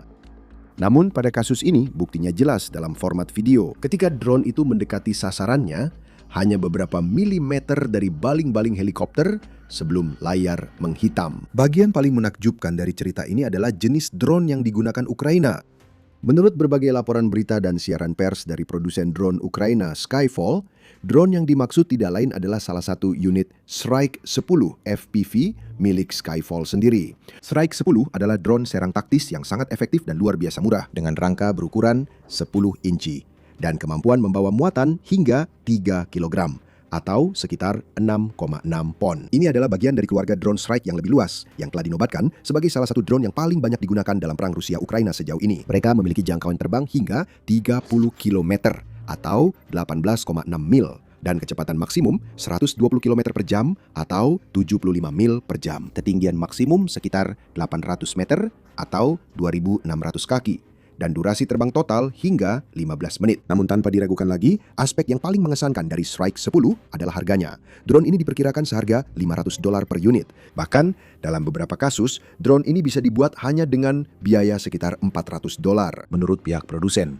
Berkat biaya produksi Strike yang murah, Ukraina dapat dengan mudah membuat dan mengerahkan ribuan drone ini tanpa harus khawatir menghabiskan banyak uang dalam prosesnya. Dan seperti yang ditunjukkan oleh cerita ini, drone-drone ini mungkin murah, tetapi mereka benar-benar mampu menghancurkan target yang jauh lebih besar dan jauh lebih berharga. Mi-28 misalnya, diperkirakan berharga antara 15 hingga 19 juta dolar per unit. Sebuah drone seharga $500 melawan helikopter seharga $19 juta. Dan justru drone lah yang menang. Dari segi efisiensi biaya, memang tidak ada yang lebih baik dari itu. Dan yang gila adalah, ini bahkan bukan pertama kalinya hal ini terjadi. Hampir skenario yang sama persis terjadi kembali pada bulan September 2025. Lalu, sekali lagi, muncul laporan tentang pilot drone Ukraina yang berhasil menyerang dan menghancurkan helikopter Rusia menggunakan drone FPV sederhana. Komandan Pasukan Sistem Tak Berawak Magyar kembali membagikan berita itu secara online lewat Telegram. Helikopter Mi-8 dihancurkan oleh pilot Brigade ke-59 Pasukan Sistem Tak Berawak dengan drone FPV. Magyar juga membagikan video serangan, klip 30 detik yang jelas memperlihatkan drone menabrak pesawat tersebut, memicu ledakan seketika saat helikopter itu terbakar dan mendarat darurat di tengah kepulan asap tebal. Detail selanjutnya mengungkapkan bahwa pesawat tersebut sebenarnya adalah helikopter angkut Mi-8, bukan Mi-28. Namun nilainya tetap lebih dari $10 juta. Dan sekali lagi, kru drone Ukraina mengandalkan drone FPV seharga $500 yang kemudian dikonfirmasi sebagai Strike 10 untuk mencapai hasil ini. Sebelum membahas arti hal ini bagi Ukraina dan Rusia, acara militer memberi gambaran lengkap, bukan sekedar berita utama. Tekan subscribe untuk tetap terdepan. Kisah ini bukan hanya tentang satu drone dan satu helikopter. Ini adalah gambaran kecil dari seluruh perang. Ini adalah simbol dari bagaimana konflik ini telah berubah dan jurang pemisah yang dalam antara strategi dan doktrin masing-masing pihak. Selama bertahun-tahun, bahkan puluhan tahun, militer Rusia sangat terobsesi pada pengeluaran besar. Sejak masa Uni Soviet hingga rezim Vladimir Putin di abad ke-21, negara ini secara konsisten berfokus pada pengeluaran uang dalam jumlah besar untuk inovasi-inovasi terdepan di dunia. Berkali-kali di pameran militer dan parade di Lapangan Merah, tentara Putin sering memamerkan proyek baru bernilai jutaan dolar, mulai dari tank tempur utama raksasa hingga rudal besar yang lebih cepat dan jauh dari pendahulunya. Inilah cara utama Rusia menunjukkan kekuatannya selama beberapa generasi. Rusia telah menghabiskan lebih banyak dan membangun lebih besar dibandingkan hampir semua negara lain di dunia demi menakuti siapapun yang mungkin menentangnya. Selama bertahun-tahun, strategi ini tampak berhasil. Bahkan beberapa kekuatan militer terkuat di dunia pun bisa dimaklumi merasa takut untuk memusuhi Kremlin dan merasakan amarah dari mesin perang besar Rusia. Saat Putin memerintahkan invasi penuh ke Ukraina pada 2022, secara logis, dunia memperkirakan militer Rusia akan mengamuk melintasi negara itu dan menghancurkan semua perlawanan yang bisa dikumpulkan Kiev. Seperti yang kita tahu sekarang, itu tidak terjadi karena Ukraina menggunakan strategi yang sangat berbeda. Mereka tidak mengandalkan tank terbesar dan rudal terbaik. Meski mendapat dukungan finansial dari sekutu barat, Ukraina tetap tak mampu menyamai anggaran militer Rusia yang terus naik. Jadi mereka harus menemukan cara yang jauh lebih murah untuk mempertahankan diri. Mereka harus melakukan sesuatu yang tampaknya mustahil, yaitu menetralkan dan melawan kekuatan militer terkuat kedua di dunia hanya dengan sebagian kecil dari anggarannya. Mereka harus mencari cara menghentikan rudal seharga jutaan dolar dengan pertahanan udara bernilai puluhan ribu dolar. Untuk menghentikan kawanan drone dalam jumlah besar tanpa memiliki stok pencegat yang sangat besar, untuk memusnahkan kelompok serbu bermekanisasi besar dengan ranjau dan roket anti-tank yang relatif sederhana. Bagi banyak negara, tantangannya terlalu besar. Banyak yang akan tumbang di rintangan pertama, gagal menghentikan serangan Rusia yang tak kenal lelah, tapi tidak dengan Ukraina. Ukraina berani percaya pada hal mustahil, dan dengan kegigihan serta kerja keras, mereka berhasil mewujudkannya. Sekarang, Ukraina menuai hasilnya. Serangan terbaru pada helikopter Mi-28 hanyalah satu dari ratusan kasus serupa. Dari minggu ke minggu, laporan baru muncul tentang drone Ukraina yang menghancurkan aset Rusia yang jauh lebih besar dan lebih berharga. Tidak selalu UAV seharga $500 yang menghancurkan pesawat seharga $90 juta. Terkadang drone seharga $5.000 menghancurkan radar seharga $1 juta, atau drone pengebom Baba Yaga seharga $25.000 yang menewaskan 12 tentara musuh. Atau kawanan yang terdiri dari puluhan drone meledakkan kilang minyak Rusia, menimbulkan kerugian finansial yang tak terhitung bagi Kremlin. Angkanya bervariasi, tapi hampir selalu menguntungkan Ukraina. Pada tanggal 15 Juli misalnya, Magyar kembali menggunakan Telegram untuk membagikan kabar bahwa unit drone Ukraina berhasil menyerang setidaknya 20 kapal Rusia yang berlayar melintasi Laut Azov. Kapal-kapal ini yang dilaporkan merupakan bagian dari armada bayangan Rusia digunakan Moskow untuk menghindari sanksi dan mengekspor minyak serta sumber daya ke seluruh dunia, termasuk 17 kapal tanker minyak, 2 kapal tanker LNG, dan sebuah kapal tunda. Magyar juga membagikan video bukti kapal-kapal diserang lewat kompilasi klip drone FPV mengincar target. Dia tidak menyebut jenis drone yang dipakai. Persenjataan Ukraina kini sangat beragam sehingga sulit mengetahui unit yang digunakan dalam serangan tertentu. Namun banyak yang hanya membutuhkan biaya ribuan dolar untuk dibuat, atau bahkan lebih murah dalam beberapa kasus. Dan drone-drone ini terus digunakan untuk menyerang target yang harganya jauh lebih mahal. Semakin sering serangan ini, semakin merugikan Rusia karena Ukraina memakai perangkat sederhana dan murah untuk menimbulkan kerugian miliaran dolar. Bagi Kremlin, hal ini tidak dapat dipertahankan, dan itulah intinya. Selama setahun terakhir, Ukraina menyadari perang ini tak bisa dimenangkan di garis depan atau dengan berhadapan langsung dengan Rusia dan menghancurkan tank serta pasukan sebanyak mungkin. Karena Kremlin selalu memiliki lebih banyak tenaga dan aset cadangan yang siap menggantikan mereka yang telah dieliminasi. Sebaliknya, menang kalah perang ini akan ditentukan di bidang keuangan. Jika Ukraina bisa membuat konflik ini semahal mungkin bagi Rusia, Kremlin pada akhirnya mungkin tidak punya banyak pilihan selain menarik pasukannya dan merundingkan perjanjian damai. Cara paling efisien melakukannya bukan dengan rudal mahal atau kendaraan lapis baja, tapi dengan drone. Tak heran, Presiden Ukraina Volodymyr Zelensky baru saja mengumumkan rencana menggandakan kapasitas produksi drone Ukraina dalam 12 bulan ke depan. Selama perayaan terbaru Hari Kenegaraan Ukraina di Kiev, Zelensky mengaku terkejut dengan cepatnya peningkatan produksi sektor pertahanan negaranya. Saya ingat saat pertama kali mengumumkan rencana negara memproduksi 1 juta drone per tahun. Ada banyak skeptisisme di Ukraina dan luar negeri. Kini kami bisa menyatakan bahwa kami memproduksi 10 juta drone per tahun. 10 juta dan akan menjadi 20 juta. Angka itu juga disampaikan oleh Wakil Menteri Pertahanan Negara, Tuan Slav Banik, yang baru-baru ini menyampaikan kepada Majelis Parlementer NATO bahwa industri pertahanan Ukraina mampu memproduksi 20 juta drone per tahun selama industri itu mendapat dana dan dukungan yang cukup dari sekutu barat Ukraina. Banik menambahkan, sektor pertahanan bisa memproduksi ribuan rudal untuk serangan jarak jauh dan operasi pertahanan udara, dan menyerukan kepada para sekutu untuk terus berinvestasi di negara tersebut guna membantunya mencapai ambisinya. Banyak negara telah menanggapi seruan tersebut. Jerman misalnya baru-baru ini mengumumkan paket pendanaan sebesar 90 juta euro atau 103 juta dolar khusus membantu Ukraina mendapatkan lebih banyak drone serang Skyfall yang menghancurkan helikopter Mi-8 pada September 2025 dan Mi-28 beberapa hari lalu. Paket tersebut mencakup biaya untuk 50.000 drone tempur FPV. Ini pasukan UAV yang siap menanti untuk menghujani target Rusia dengan serangan mematikan. Masing-masing berpotensi menghancurkan, seperti helikopter, kendaraan lapis baja, artileri, benteng pertahanan, dan personel musuh. Kabar baik soal serangan itu belum berakhir di situ. Pada Maret awal tahun ini, Skyfall jadi sorotan setelah Strike 10 Fiber miliknya menjuarai kompetisi dominasi drone Angkatan Darat Amerika Serikat, mencapai skor hampir sempurna, yaitu 99,3 dari total 100 poin. Yang mungkin uji coba di Fort Benning, Georgia, AS, melibatkan perwakilan Angkatan Darat Amerika Serikat untuk menilai kualitas dan performa tiap sistem dalam simulasi pertempuran.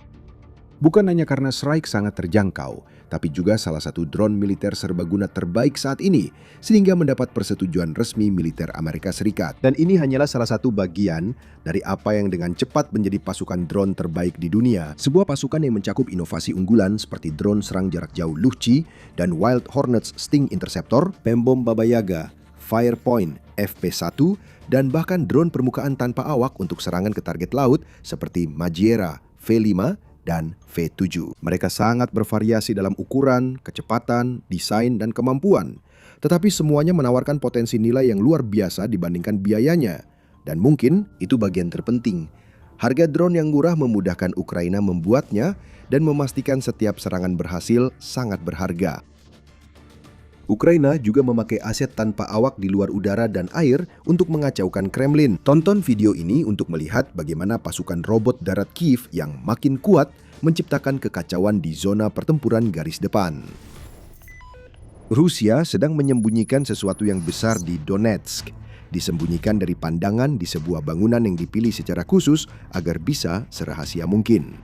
Apa yang coba disembunyikan Rusia sangat penting bagi upaya perang negara itu di wilayah yang kini menjadi kawasan terpenting dalam perang Ukraina. Sangat penting, tak tergantikan. Dipenuhi satu hal penting yang dibutuhkan tentara Rusia untuk melancarkan serangan, tapi Ukraina menemukannya dan menggantinya dengan bola api. Bola api yang begitu panas, hingga terasa seperti dipanggil dari kedalaman neraka yang paling gelap. Dan coba tebak, itulah tepatnya yang ingin Ukraina agar Rusia pikirkan. Operasi neraka telah diluncurkan dan Rusia sedang merasakan seperti apa panasnya neraka itu. Rusia mengira mereka sedang bertindak cerdik. Jauh di dalam Donetsk yang diduduki terdapat permukiman Novoambrozivka. Permukiman itu dan banyak lainnya kini menjadi bagian jaringan besar depot bahan bakar dan titik logistik yang dibangun Rusia di Oblast Donetsk. Dan semua target tersebut dulunya diyakini berada di luar jangkauan serangan Ukraina. Namun, Rusia telah bersiap jika hal ini tak lagi terjadi. Di Novoambrozivka, depo bahan bakar utama tersembunyi dari pandangan. Depo itu tidak di tempat terbuka, melainkan tersembunyi di area pabrik semen besar. Bahan bakar akan dikirim ke pabrik melalui jalur kereta api dan disimpan di reservoir bawah tanah maupun tangki di atas tanah yang semuanya tersembunyi dari pandangan. Rusia mempertahankan penyamaran itu dengan mengangkut bahan bakar dari fasilitas menggunakan truk yang menyamar sebagai kendaraan sipil. Truk-truk tersebut kemudian membawa bahan bakar ke depot pasokan utama, memastikan bahwa kelompok penyerang Rusia di dalam Donetsk memiliki apa yang mereka butuhkan untuk melakukan serangan mekanis dan operasi lain yang melibatkan kendaraan. Penyamaran operasi ini sukses berbulan-bulan. Sampai akhirnya tidak lagi. Pada 12 Juli, Korps Azov pertama Ukraina mengungkapkan mereka berhasil menemukan pangkalan bahan bakar rahasia Rusia, juga telah menyerangnya dengan drone, membakar banyak ton bahan bakar vital Rusia. Serangan itu bagian dari serangan lebih luas terhadap Novoambrozivka yang juga merusak jalur kereta api dan mengirim pesan tegas kepada Putin bahwa pusat logistik yang dulu dianggap tak terjangkau kini menjadi target jelas. Korps Azov menamakan serangan itu Operasi Neraka, dan beginilah kejadiannya. Serangan seperti ini tidak bisa dilakukan sembarangan. Ini bukan kasus sederhana di mana Korps Azov menemukan lokasi lalu mengirim drone untuk menghancurkannya. Seperti yang diungkapkan Korps dalam postingan Telegram yang mereka gunakan untuk mengumumkan apa yang telah mereka lakukan, Operasi Neraka butuh bulan-bulan perencanaan dan pengamatan sebelum Ukraina yakin memiliki lokasi tepat dan dapat memaksimalkan dampak drone yang akan dikirim. Anggota Korps Azov tak dapat masuk ke pabrik itu. Itu akan membutuhkan pertempuran melawan gelombang penjajah Rusia, misi bunuh diri. Operator drone Korps menjalankan misi pengintaian di atas fasilitas bahan bakar Rusia tersembunyi. Setiap penerbangan memberi lebih banyak informasi dari sebelumnya. Tata letak pabrik beton dipetakan agar operator drone serang bisa cepat mengidentifikasi target yang perlu dihancurkan saat dibutuhkan. Jaringan logistik masuk keluar pabrik termasuk jalur kereta api yang telah disebutkan, serta sebagian besar infrastruktur pendukung pabrik bahan bakar Rusia juga diamati dan dipetakan. Selama berbulan-bulan, rencana disusun. Ukraina bahkan memilih drone paling tepat untuk tugas ini. Hornet bertenaga AI telah menyebabkan kekacauan di jarak serang menengah dengan menghancurkan truk bahan bakar dan pasokan Rusia di wilayah pendudukan selama beberapa bulan terakhir. Kali ini, drone-drone itu mendapat tugas yang lebih menantang. Drone-drone itu adalah pilihan yang sempurna dan kami akan jelaskan alasannya dalam beberapa menit. Tapi untuk sekarang kita akan tetap membahas Operasi Neraka. Setelah perencanaan rampung dan senjata ditetapkan, Korps Azov siap menyerang. Seperti yang sudah kami katakan, ini bukan sekedar mengirim drone menyerang truk bahan bakar. Semua bermula dari derek kereta api. Target pertama dari operasi serangan berlapis ini bukanlah derek sembarangan. Itu adalah derek tertentu yang telah diidentifikasi oleh Korps Azov sebagai derek yang akan coba digunakan Rusia untuk membersihkan rel kereta yang rusak menuju depot bahan bakar tersembunyi yang menjadi target utama. Menghancurkan derek berarti memperlambat Rusia. Pemikiran itu berlanjut ke target kedua ketika Korps Azov menindaklanjutinya dengan menghantam sebuah lokomotif yang sudah berada di rel. Serangan beruntun dilancarkan untuk memblokir akses rel. Lokomotif rusak itu tak bisa lagi menyingkir untuk memberi jalan bagi kereta lain yang hendak masuk. Dan dengan derek yang tidak berfungsi, lokomotif itu bahkan tidak bisa ditarik keluar dari rel. Kamu mungkin mengira target selanjutnya fasilitas penyimpanan bahan bakar. Tapi itu salah. Korps Azov punya langkah lain dalam rencananya. Target selanjutnya adalah gardu listrik yang memasok daya ke pabrik semen yang menyembunyikan bahan bakar Rusia. Ini adalah langkah yang jenius. Bisa dibayangkan kepanikan di pabrik saat lampu padam. Prajurit Rusia yang sebelumnya yakin Ukraina tak tahu apa yang tersembunyi di pabrik semen itu, pasti langsung sadar ada sesuatu yang sangat salah. Dan saat mereka panik, tidak tahu harus berbuat apa selanjutnya, saat itulah Korps Azov menjadi sorotan utama. Gelombang drone berikutnya menargetkan tangki bahan bakar dan jalur kereta api yang sudah dipetakan beberapa bulan lalu. Rusia tak bisa mencegahnya. Serangan yang setak terduga serangan Ukraina manapun sebelumnya di wilayah pendudukan itu dilakukan dengan presisi luar biasa. sehingga sebuah lokasi penyimpanan bahan bakar penting di Donetsk sama sekali tidak punya peluang. Bahan bakar adalah darah perang.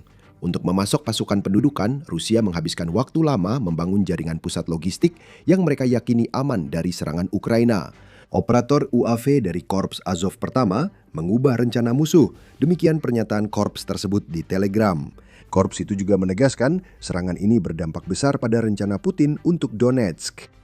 Sebagian jaringan pasokan bahan bakar Rusia sekarang harus dipindahkan dari wilayah pendudukan ke daratan Rusia. Bagi tentara di garis depan Donetsk, ini berarti pengiriman bahan bakar untuk operasi mereka akan sangat terlambat. Apakah itu bisa memperlambat serangan Rusia? Kemungkinan besar tidak. Putin cukup kejam memerintahkan tentara tetap menyerang atau membawa persediaan. Mereka harus melakukannya tanpa kendaraan atau perlindungan di zona maut Ukraina. Entah bagaimana, kami rasa itu tidak akan berjalan dengan baik. Dengan menghancurkan depot bahan bakar tersembunyi Rusia, Ukraina juga menjerumuskan lebih banyak kaki tangan Putin ke kehancuran, seperti yang diinginkan Ukraina. Bukan juga seolah para tentara belum merasakan penderitaan akibat kekurangan bahan bakar yang melanda tentara Rusia. Pada awal Juli, Menteri Pertahanan Ukraina Mikhailo Fedorov mengungkapkan bahwa kampanye penghancuran logistik Ukraina telah menyebabkan beberapa tentara Rusia terpaksa berjalan kaki hingga 30 km hanya untuk mencapai posisi garis depan. Itu berarti 30 km, di mana drone pengintai Ukraina terus mengawasi, sementara operator serangan drone menunggu perintah untuk menyerang apapun yang bergerak. Oleh karena itu, kami melihat adanya masalah logistik bagi pihak Rusia.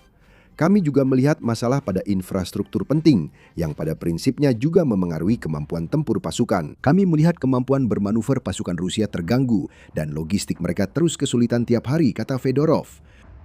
Kami benar-benar melihat adanya penderitaan. Sekarang bukan hanya tentara Rusia di selatan yang harus berjalan kaki puluhan kilometer. Di Donetsk, pasukan yang dibutuhkan Putin untuk merebut satu-satunya wilayah yang dia perlukan agar bisa mengklaim sesuatu yang bahkan sedikit menyerupai kemenangan atas Ukraina, baru saja kehilangan bahan bakar mereka. Mereka harus terus berjalan, banyak diantaranya menuju kematian yang tak terhindarkan. Selain perencanaan yang memungkinkan hal ini, ada drone yang digunakan Ukraina untuk serangkaian serangan di Novo-Ambrizivka. Kami sudah bilang sebelumnya, Hornet adalah pilihan tepat untuk tugas ini. Inilah alasannya. Hornet mampu menyerang target hingga kedalaman 150 km. Itulah sebabnya senjata ini sangat efektif dalam kampanye penguncian logistik di Ukraina. Senjata ini mampu menyerang target bergerak seperti truk bahan bakar dari jarak jauh melewati garis depan. Terus terang, kemampuan itu bahkan belum dimaksimalkan di Novo-Ambrizivka. Depot bahan bakar yang diserang Ukraina bukan target bergerak dan masih dalam jangkauan Hornet. Kraft melaporkan fasilitas rahasia yang diserang Korps Azov itu hanya berjarak 16 km dari perbatasan negara Rusia. Hornet Ukraina dapat berputar beberapa kali dan tetap punya cukup bahan bakar untuk menyerang. Memang, Hornet bukanlah drone terkuat di dunia. Drone ini membawa hulu ledak 4,5 kg, cukup untuk menghancurkan truk tangki bahan bakar Rusia. Mereka target yang cukup mudah, hanya perlu 1-2 ledakan agar banyak bahan bakar terbakar hebat. Tapi yang membuat Hornet benar-benar istimewa adalah penggunaan AI yang diterapkan dalam bentuk algoritma panduan canggih, memungkinkan drone ini terbang sejauh yang dibutuhkan tanpa harus khawatir soal pengacau sinyal. Algoritma ini juga memungkinkan Hornet mengotomatisasi deteksi dan pelacakan target. Artinya yang perlu dilakukan Korps Azov hanyalah memprogram target yang sesuai ke dalam drone dan membiarkan algoritma melakukan sisanya.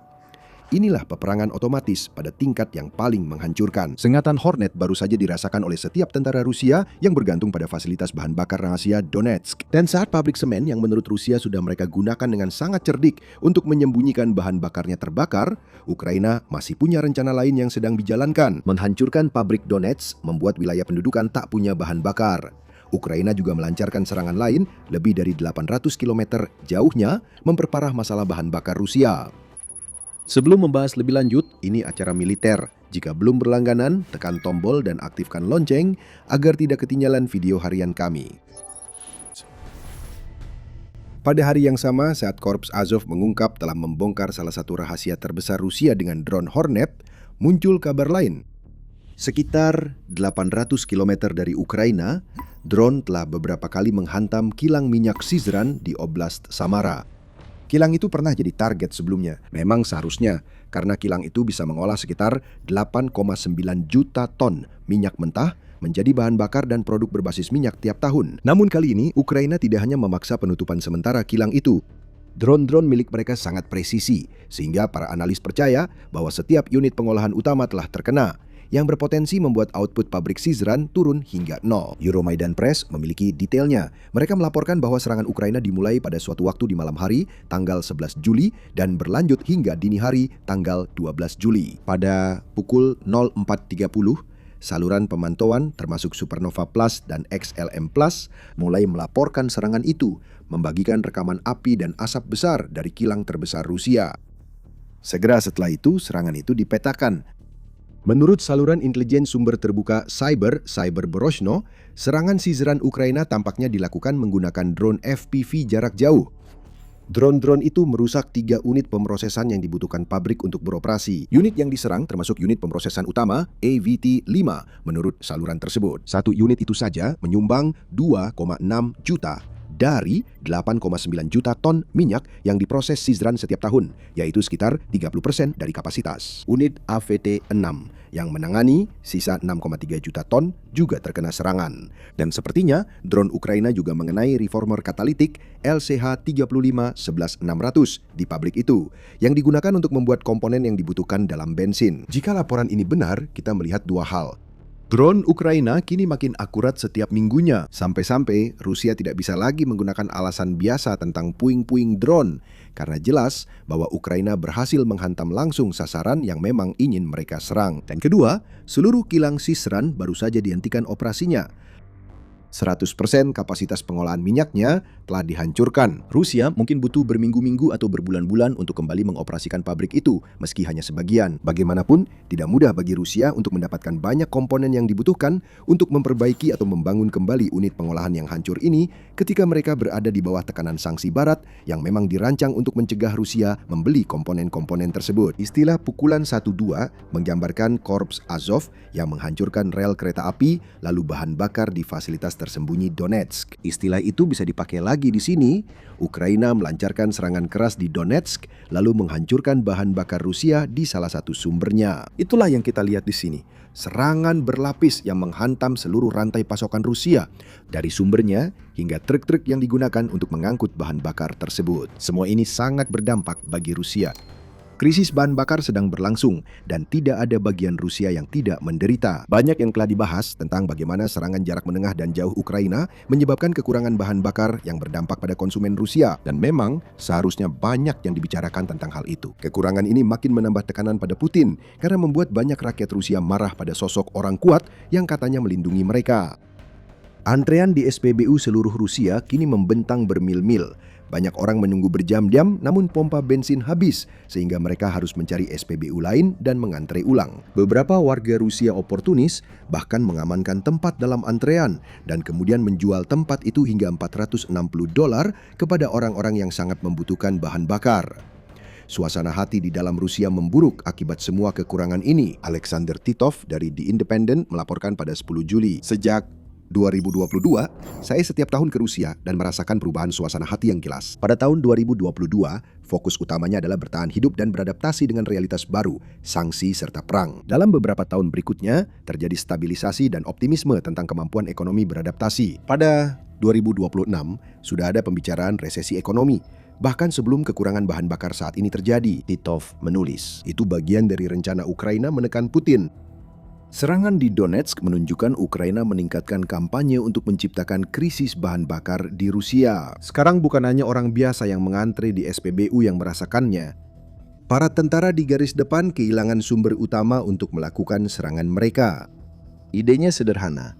Hentikan pasokan bahan bakar ke militer, maka mesin perang Rusia lumpuh. Ukraina meningkatkan kampanye bahan bakarnya dengan menyerang kapal tanker di Laut Azov untuk mencegah bensin dan solar sampai ke Crimea dan wilayah pendudukan di daratan. Kita baru saja melihat Ukraina melancarkan serangan yang terencana dengan baik terhadap fasilitas penyimpanan bahan bakar tersembunyi di Donetsk. EU Observer melaporkan tentara Rusia kesulitan mendapat bahan bakar di banyak wilayah.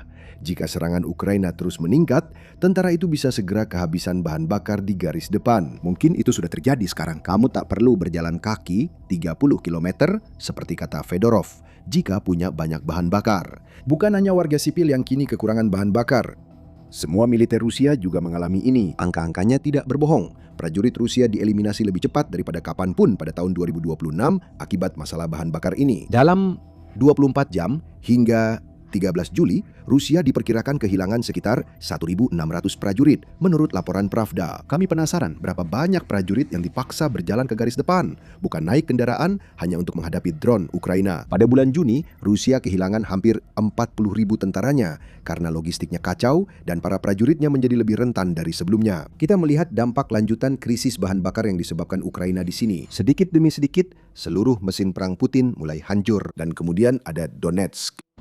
Putin ingin Donetsk jatuh secepat mungkin. Dia sudah mengatakan itu selama bertahun-tahun sejak Rusia memulai kampanye agresinya terhadap Ukraina pada tahun 2014. Presiden Ukraina Volodymyr Zelensky mengatakan bahwa Putin telah menetapkan 15 tenggat waktu untuk jatuhnya Donetsk dan wilayah Donbas yang lebih luas, yang sebagian besar sudah berlalu tanpa hasil. Tenggat waktu terbaru yang dikeluarkan Kremlin adalah 31 Desember. Itu muncul setelah tenggat sebelumnya di 2026, yakni 31 Maret yang gagal, dan 1 September yang tampaknya sudah lama ditinggalkan Putin bahkan sebelum kita tiba di sana. Tenggat waktu itu tidak penting. Al Jazeera mengatakan bahwa dengan laju kemajuan Rusia saat ini akan membutuhkan 5.150 hari lagi atau sekitar 14 tahun untuk menguasai sisa wilayah Donetsk. Putin mungkin sudah meninggal saat itu. Bahan bakar yang terbakar di fasilitas penyimpanan tersembunyi kurang dari 20 km dari garis depan tak akan membantu Rusia. Itu artinya perlambatan lagi, lebih banyak tentara harus berjalan kaki melewati zona maut, dan yang terpenting, fantasi Donetsk milik Putin hancur. Rusia tidak akan mengambil alih Donetsk, setidaknya tidak dalam waktu dekat. Dan saat Putin mencoba mencari tahu apa yang akan terjadi selanjutnya, Korps Azov terus bergerak maju. Kemungkinan mereka sudah menempatkan lebih banyak drone pengintai di udara untuk mencari target berikutnya yang coba disembunyikan Rusia dan yang seharusnya tak bisa diserang Ukraina. Ada pepatah lama yang mengatakan, sekali kau menipuku, itu salahmu. 2 kali kau menipuku, itu salahku. Jika Putin bisa merasa malu, pasti sekarang ia sedang mengalaminya. Rusia baru saja dipermalukan di sebuah lapangan udara di wilayah Kursk. Di sana, Rusia menyembunyikan salah satu jet tempurnya di balik salah satu sistem pertahanan udara terbaik negara itu. Ukraina menghancurkan keduanya, pertama yang satu, lalu yang lainnya. Sebuah senjata yang tak terhentikan telah dihancurkan sampai hangus. Dan Rusia telah 2 kali dibodohi hanya dalam beberapa serangan drone. Ini memalukan. Sekarang, itu sudah jadi hal biasa bagi Rusia akhir-akhir ini. Kami menuju ke lapangan terbang Kalino yang terletak sekitar 7 km di sebelah timur pusat kota Kursk. Oblast itu mungkin terdengar familiar. Itu adalah lokasi kehinaan terbesar Rusia dalam perang Ukraina hingga saat ini. Saat Ukraina melakukan invasi balasan pada Agustus 2024, mereka berhasil merebut ratusan kilometer persegi wilayah Rusia. Meski invasi berhasil dipukul mundur, hal itu membuat Kursk, wilayah perbatasan, jadi salah satu oblast paling rentan di Rusia. Sekarang, sumber rasa malu terbesar Putin kembali diperlihatkan di hadapannya. Sejak invasi, Rusia mengubah Kalino jadi lapangan udara dwiguna. Bandara Kursk Vostochny terletak di sana. Namun tersembunyi di Kalino ada pangkalan udara militer yang mendukung penerbangan Rusia. Dengan pertahanan udara tercanggih Rusia, pangkalan udara ini jadi markas jet tempur dan pembom yang meluncurkan rudal serta bom luncur ke Ukraina selama perang. Ukraina perlu melakukan sesuatu terhadap pangkalan itu. Dan pada 21 Juli, berita tersebar bahwa mereka telah melakukannya. Intinya sangat brutal. Brigad Pengintaian Artileri Terpisah ke-15 Ukraina, yang juga dikenal sebagai Black Forest, melancarkan serangan drone mematikan yang menghancurkan 2 senjata paling berharga Rusia. Jet tempur MiG-29 jatuh karena ledakan, memalukan bagi Rusia. Lebih parah, drone Ukraina juga menghancurkan sistem pertahanan udara Pantsir S-1 yang seharusnya melindungi jet itu. Dalam satu serangan, Ukraina menghancurkan 2 target bernilai tinggi. Rusia kehilangan pesawat tempur dan sistem pertahanan udara jarak pendek yang seharusnya melindungi pangkalan udara Kalino dari ancaman yang baru saja dilancarkan Ukraina. Pikirkan itu. Sistem pertahanan udara bertujuan menghancurkan proyektil masuk seperti rudal dan drone. Rusia menempatkan Pantsir S-1 di Kalino dengan harapan sistem itu akan melakukan hal itu. Ternyata tidak. Senjata yang seharusnya menghentikan drone Ukraina malah dihancurkan oleh drone itu sendiri. Ini membuka jalan bagi serangan lanjutan yang menghancurkan MiG-29. Seperti sudah kami katakan, sangat memalukan. Staf Umum Ukraina mengumumkan serangan di Telegram dan mengancam akan ada serangan lanjutan. Bersamaan dengan postingan itu, muncul sebuah video yang menampilkan serangan tersebut dengan sangat detail, sehingga Rusia tidak akan bisa membantah bahwa serangan itu benar-benar terjadi, atau menggunakan alasan biasa tentang puing-puing drone untuk menjelaskan mengapa drone Ukraina bisa mencapai satu lagi pangkalan Rusia dan menghancurkan target-target berharganya. Rekaman berdurasi 50 detik itu menampilkan cuplikan pengintaian dan perencanaan sebelum serangan, termasuk identifikasi pangkalan, MiG-29, serta Pantsir S-1 sebagai target Ukraina. dan MiG-29 yang terbakar. Itu tanda yang sangat jelas bahwa serangan itu berhasil. Namun, bagian paling menarik ada di detik terakhir, saat rekaman drone Ukraina menunjukkan Pantsir S-1 sudah dalam bidikannya. Ini salah satu sistem pertahanan udara terbaik Rusia. Anda mungkin mengira sistemnya akan menembak drone, tapi ternyata tidak. Drone mendekat tanpa terdeteksi sistem pertahanan udara itu. Rekaman terputus tepat sebelum drone mengenai sasarannya. Tapi pesannya jelas. Tidak hanya Pantsir S-1 milik Rusia gagal melindungi MiG-29, tapi sistem itu begitu tidak berguna hingga tampaknya bahkan tidak mampu merespons drone Ukraina. Apakah ini sistem asli? Umpan? Apakah itu penting? Ukraina baru saja menyerang pangkalan udara di Kursk yang seharusnya dijaga ketat, namun Rusia gagal mencegahnya. Rasa sakit makin bertambah saat kita mulai menggali datanya. Bukan hanya karena Rusia kehilangan 2 senjata penting yang sudah memalukan. Senjata-senjata ini memang sangat berharga. Salah satunya adalah jet tempur MiG-29. Saat rangka pesawat era Soviet ini masih diproduksi, harganya sekitar $25 juta di Rusia. 1. Pantsir S-1, harganya sekitar $20 juta. Jadi Rusia baru saja dipaksa menanggung kerugian total sebesar $45 juta. Serangan mematikan drone Ukraina menyebabkan kerusakan besar, padahal harga drone itu hanya sebagian kecil dari total tersebut. Ukraina belum mengonfirmasi jenis drone yang dipakai di Kursk. Kita bisa berasumsi biayanya paling tinggi hanya ratusan ribu dolar untuk serangan ini, yang merupakan pengembalian investasi yang sangat besar. Dan semua ini belum memperhitungkan dampak operasional yang lebih luas akibat hilangnya aset-aset tersebut. Kalino sekarang lebih rentan daripada sebelumnya karena kehilangan Pantsir S-1, yang berarti drone Ukraina di masa depan lebih mungkin mencapai target mereka.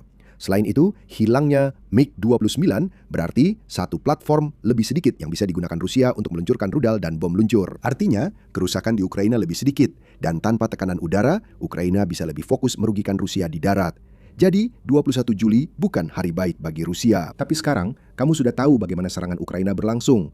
Jarang sekali Ukraina fokus pada satu lokasi saja, dan itulah yang terjadi di sini. Ketika peralatan di Kalino terbakar, drone Ukraina melancarkan serangan besar di wilayah lain Rusia dan daerah pendudukan. Euromaidan Press merangkum peristiwa ini. Di Horli, yang terletak di wilayah Kherson yang diduduki, Ukraina menghancurkan stasiun radar Busol S.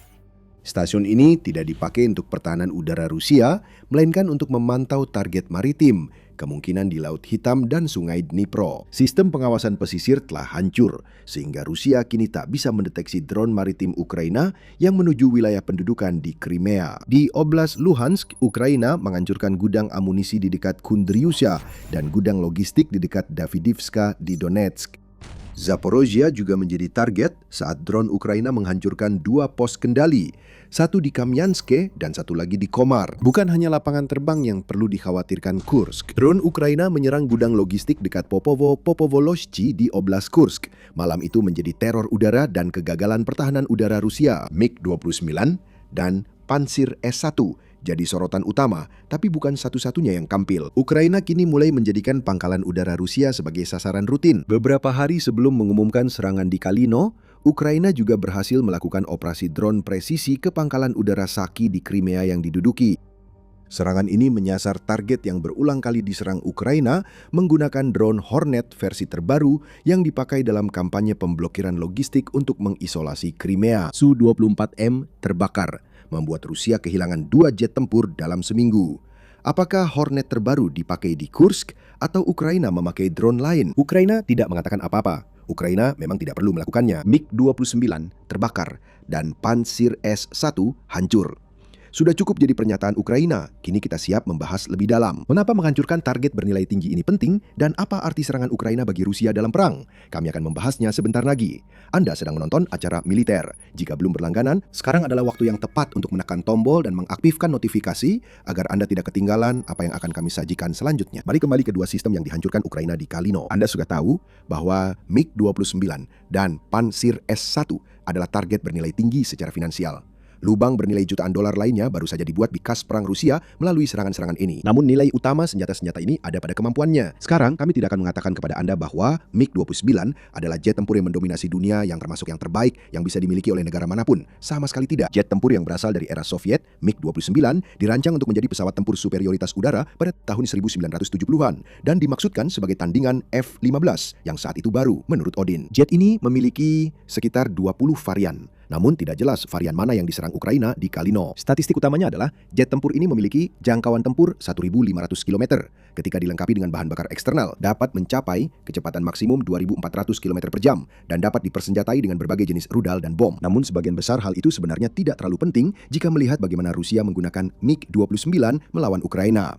Meskipun Rusia memiliki keunggulan jumlah jet tempur yang sangat besar, mereka menggunakan sebagian besar jet tempurnya untuk menembakkan rudal dan bom luncur ke Ukraina dari belakang garis depan, seperti di Kursk, idealnya dari luar Ukraina. Ada alasan kuat untuk itu. Rusia sempat mencoba kirim jet tempur ke Ukraina saat awal invasi. Namun, puluhan jet tersebut justru ditembak jatuh saat mereka mencoba melakukan serangan bom terhadap target-target Ukraina. Rusia telah kehilangan 438 pesawat dalam perang melawan Ukraina. Sebagian besar hilang saat upaya awal menunjukkan superioritas udara tradisional. MiG-29 dan banyak pesawat tempur Rusia lainnya termasuk dalam kerugian awal, sehingga Rusia harus cepat beradaptasi. Rusia kemudian menerapkan strategi pengeboman dari belakang garis depan. Strategi itu membuat jet tempur Rusia tetap berada di luar jangkauan pertahanan udara Ukraina, meskipun kelemahannya adalah jet-jet tersebut harus tetap berada di pangkalan udara yang cukup dekat dengan Ukraina agar bisa meluncurkan rudal dan bom luncur mereka. Meski begitu, Rusia bersedia mengambil resiko tersebut, mengingat efektivitas bom luncur sejauh ini dan keyakinan bahwa serangan bom luncur akan menentukan fase selanjutnya perang ini, setidaknya menurut Forbes. Dalam artikel tanggal 1 Juli, Vikram Mittal menulis bahwa bom luncur secara bertahap menggantikan artileri tradisional sebagai cara utama untuk memberikan tekanan terhadap benteng pertahanan. Hal ini berlaku untuk kedua belah pihak. Rusia dapat membombardir permukiman Ukraina dari jarak jauh secara terus-menerus dengan bom FAB lama yang dimodifikasi dengan kit sayap, sehingga jangkauan dan presisinya meningkat. Apa kaitannya dengan MiG-29 yang baru dihancurkan Ukraina? Jet tempur itu berbasis di Kursk, wilayah perbatasan. Rusia hampir pasti memakai jet itu dalam strategi pemboman udaranya. Dengan fokus pada Sumy dan sekitarnya, Ukraina memberi pukulan pada strategi udara Rusia dengan menghancurkan jet itu. Ukraina juga menyampaikan bahwa tak ada jet tempur yang dikirim ke Kalino yang akan aman, yang dapat memaksa Rusia menarik pesawat lainnya sehingga membatasi dampak kampanye rudal dan bom luncur. Lalu ada Pantsir S-1. Kami menyebut sistem pertahanan udara ini sebagai salah satu yang terpenting yang dimiliki Rusia dalam persenjataannya, karena secara teori, sistem ini seharusnya menjadi salah satu yang paling efektif melawan drone Ukraina. Cukup portabel untuk dimuat di belakang truk yang memungkinkannya mudah dipindahkan ke posisi. Kekuatan utama Pantsir S-1 seharusnya adalah pada fleksibilitasnya. Sistem ini menggabungkan rudal dengan sepasang meriam anti pesawat otomatis 2A38M kaliber 30 mm, sehingga peluang menghancurkan sasaran menjadi sangat tinggi. Army Technology mengatakan probabilitas ini berada di kisaran antara 70 hingga 95%. Belum jelas apakah itu didasarkan pada kinerja yang terverifikasi atau sekedar klaim Rusia. Satu Pantsir S-1 bermuatan penuh membawa sekitar 1.500 amunisi meriam yang bisa berupa peluru penembus baja, fragmentasi, atau peledak tinggi. Meriam ini menembakkan 700 peluru per menit dengan jangkauan 4 km serta dilengkapi 12 rudal pertahanan udara 57E6. Poin utama di sini bukan daya tembak, melainkan fleksibilitasnya. Pantsir S-1 seharusnya bisa menghadapi apapun yang diluncurkan Ukraina, dari rudal hingga drone, karena punya beragam amunisi yang bisa dipilih sesuai situasi. Namun, Pantsir 1-1 di Kalino gagal. Kami tahu bahwa Ukraina telah menemukan strategi untuk menghancurkan Pantsir. Ukraina secara rutin mengerahkan seluruh kawanan drone untuk menghadapi sistem-sistem ini. Idenya di sini sederhana, buat target sebanyak mungkin agar Pantsir bingung memilih sasaran, sehingga tidak bisa menembak cukup banyak sebelum ada drone yang menyerang.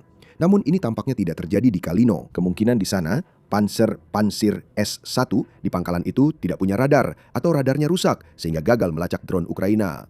Atau, hal yang lebih mengkhawatirkan bagi Rusia, Pantsir S-1 tampaknya tidak sehebat yang digembar-gemborkan dalam menghadapi serangan drone.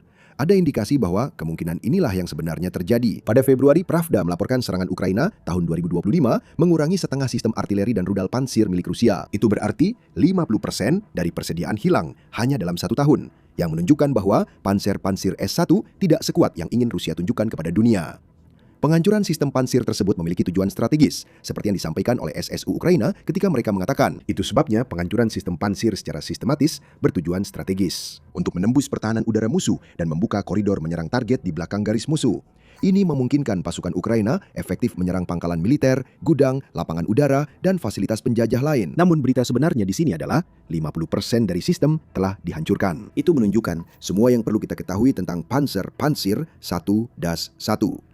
Meski merupakan salah satu sistem pertahanan udara jarak dekat tercanggih milik Rusia, tetap tidak cukup untuk menghentikan drone Ukraina yang terus berkembang. Kalino telah membuktikannya secara langsung. Rusia pun menerima pukulan memalukan, di mana sistem pertahanan udara mahal kembali dihancurkan oleh drone yang biaya pembuatannya hanya sebagian kecil dari biaya sistem itu. Kerugian pansir Rusia kini sangat besar, hingga mereka harus memakai sistem hibrida yang menggabungkan peluncur darat berbeda untuk rudal. Ini menandakan Rusia tak hanya kehilangan pansir S-1, tapi juga tak mampu menggantinya. Ukraina terus saja melemahkannya, dan setiap pansir yang hancur membuat mereka semakin rentan. Jadi, di mana posisi Rusia sekarang? Dalam gambaran besar perang ini, hancurnya MiG-29 dan Pansir S-1 di pangkalan udara Rusia memang memalukan, tapi jelas belum mengakhiri perang. Yang lebih mengkhawatirkan bagi Putin, serangan ini membuktikan pertahanan udara Rusia masih belum memadai. Hal itu tidak hanya berlaku untuk pansir, tetapi juga untuk setiap sistem yang dimiliki Rusia dalam persenjataannya. Thomas Withington, peneliti bidang ilmu militer di Royal United Services Institute, menjelaskan masalahnya. Pertahanan udara Rusia jelas tidak layak digunakan. Mereka tidak siap mendeteksi, melacak, dan menghadapi serangan seperti ini. Kecuali ada perombakan besar pada sistem pertahanan udara Rusia, hal ini akan terus terjadi, kata Withington. Artinya, drone adalah masalah yang tidak bisa ditangani pertahanan ini, dan masalah tersebut akan tetap ada. Dan jika Anda membutuhkan bukti tentang hal itu, kami punya sebuah angka, 174. Itulah jumlah sistem pertahanan udara Rusia yang dihancurkan selama 5 bulan pertama tahun 2026, yang membuat Rusia merugi 5,4 miliar. Lapor United 24 Media pada 5 Juni. Di atas masalah pertahanan udara ini, Rusia juga kehilangan sebuah MiG-29 yang tidak bisa digantikan. Bukan berarti Rusia tak bisa membuat jet tempur, tapi MiG-29 sudah lama berhenti diproduksi. Jika Rusia mengirim jet baru ke Kalino, itu bisa jadi model mahal yang berisiko hilang, atau MiG-29 lama dari stok mereka. Keduanya bukan pilihan ideal bagi Rusia. Mereka enggan memakai jet tempur modern untuk tugas sederhana seperti menembakkan rudal dan bom luncur. Namun setiap pesawat era Soviet yang jatuh akan mengurangi stok jet yang dimiliki Rusia untuk tugas ini. Masalah lain memperparah semua ini. Drone Ukraina makin canggih, sementara pertahanan Rusia tampaknya masih tertinggal di era sebelum perang drone. Pada 17 Juli, media United 24 melaporkan drone Ukraina dari FPV di garis depan hingga UAV serangan jarak jauh telah melewati tonggak 1 juta serangan untuk tahun 2026. Dengan kecepatan ini, Ukraina diperkirakan capai 2 juta serangan drone akhir tahun. Senjata-senjata ini kini menyumbang 90% serangan Ukraina.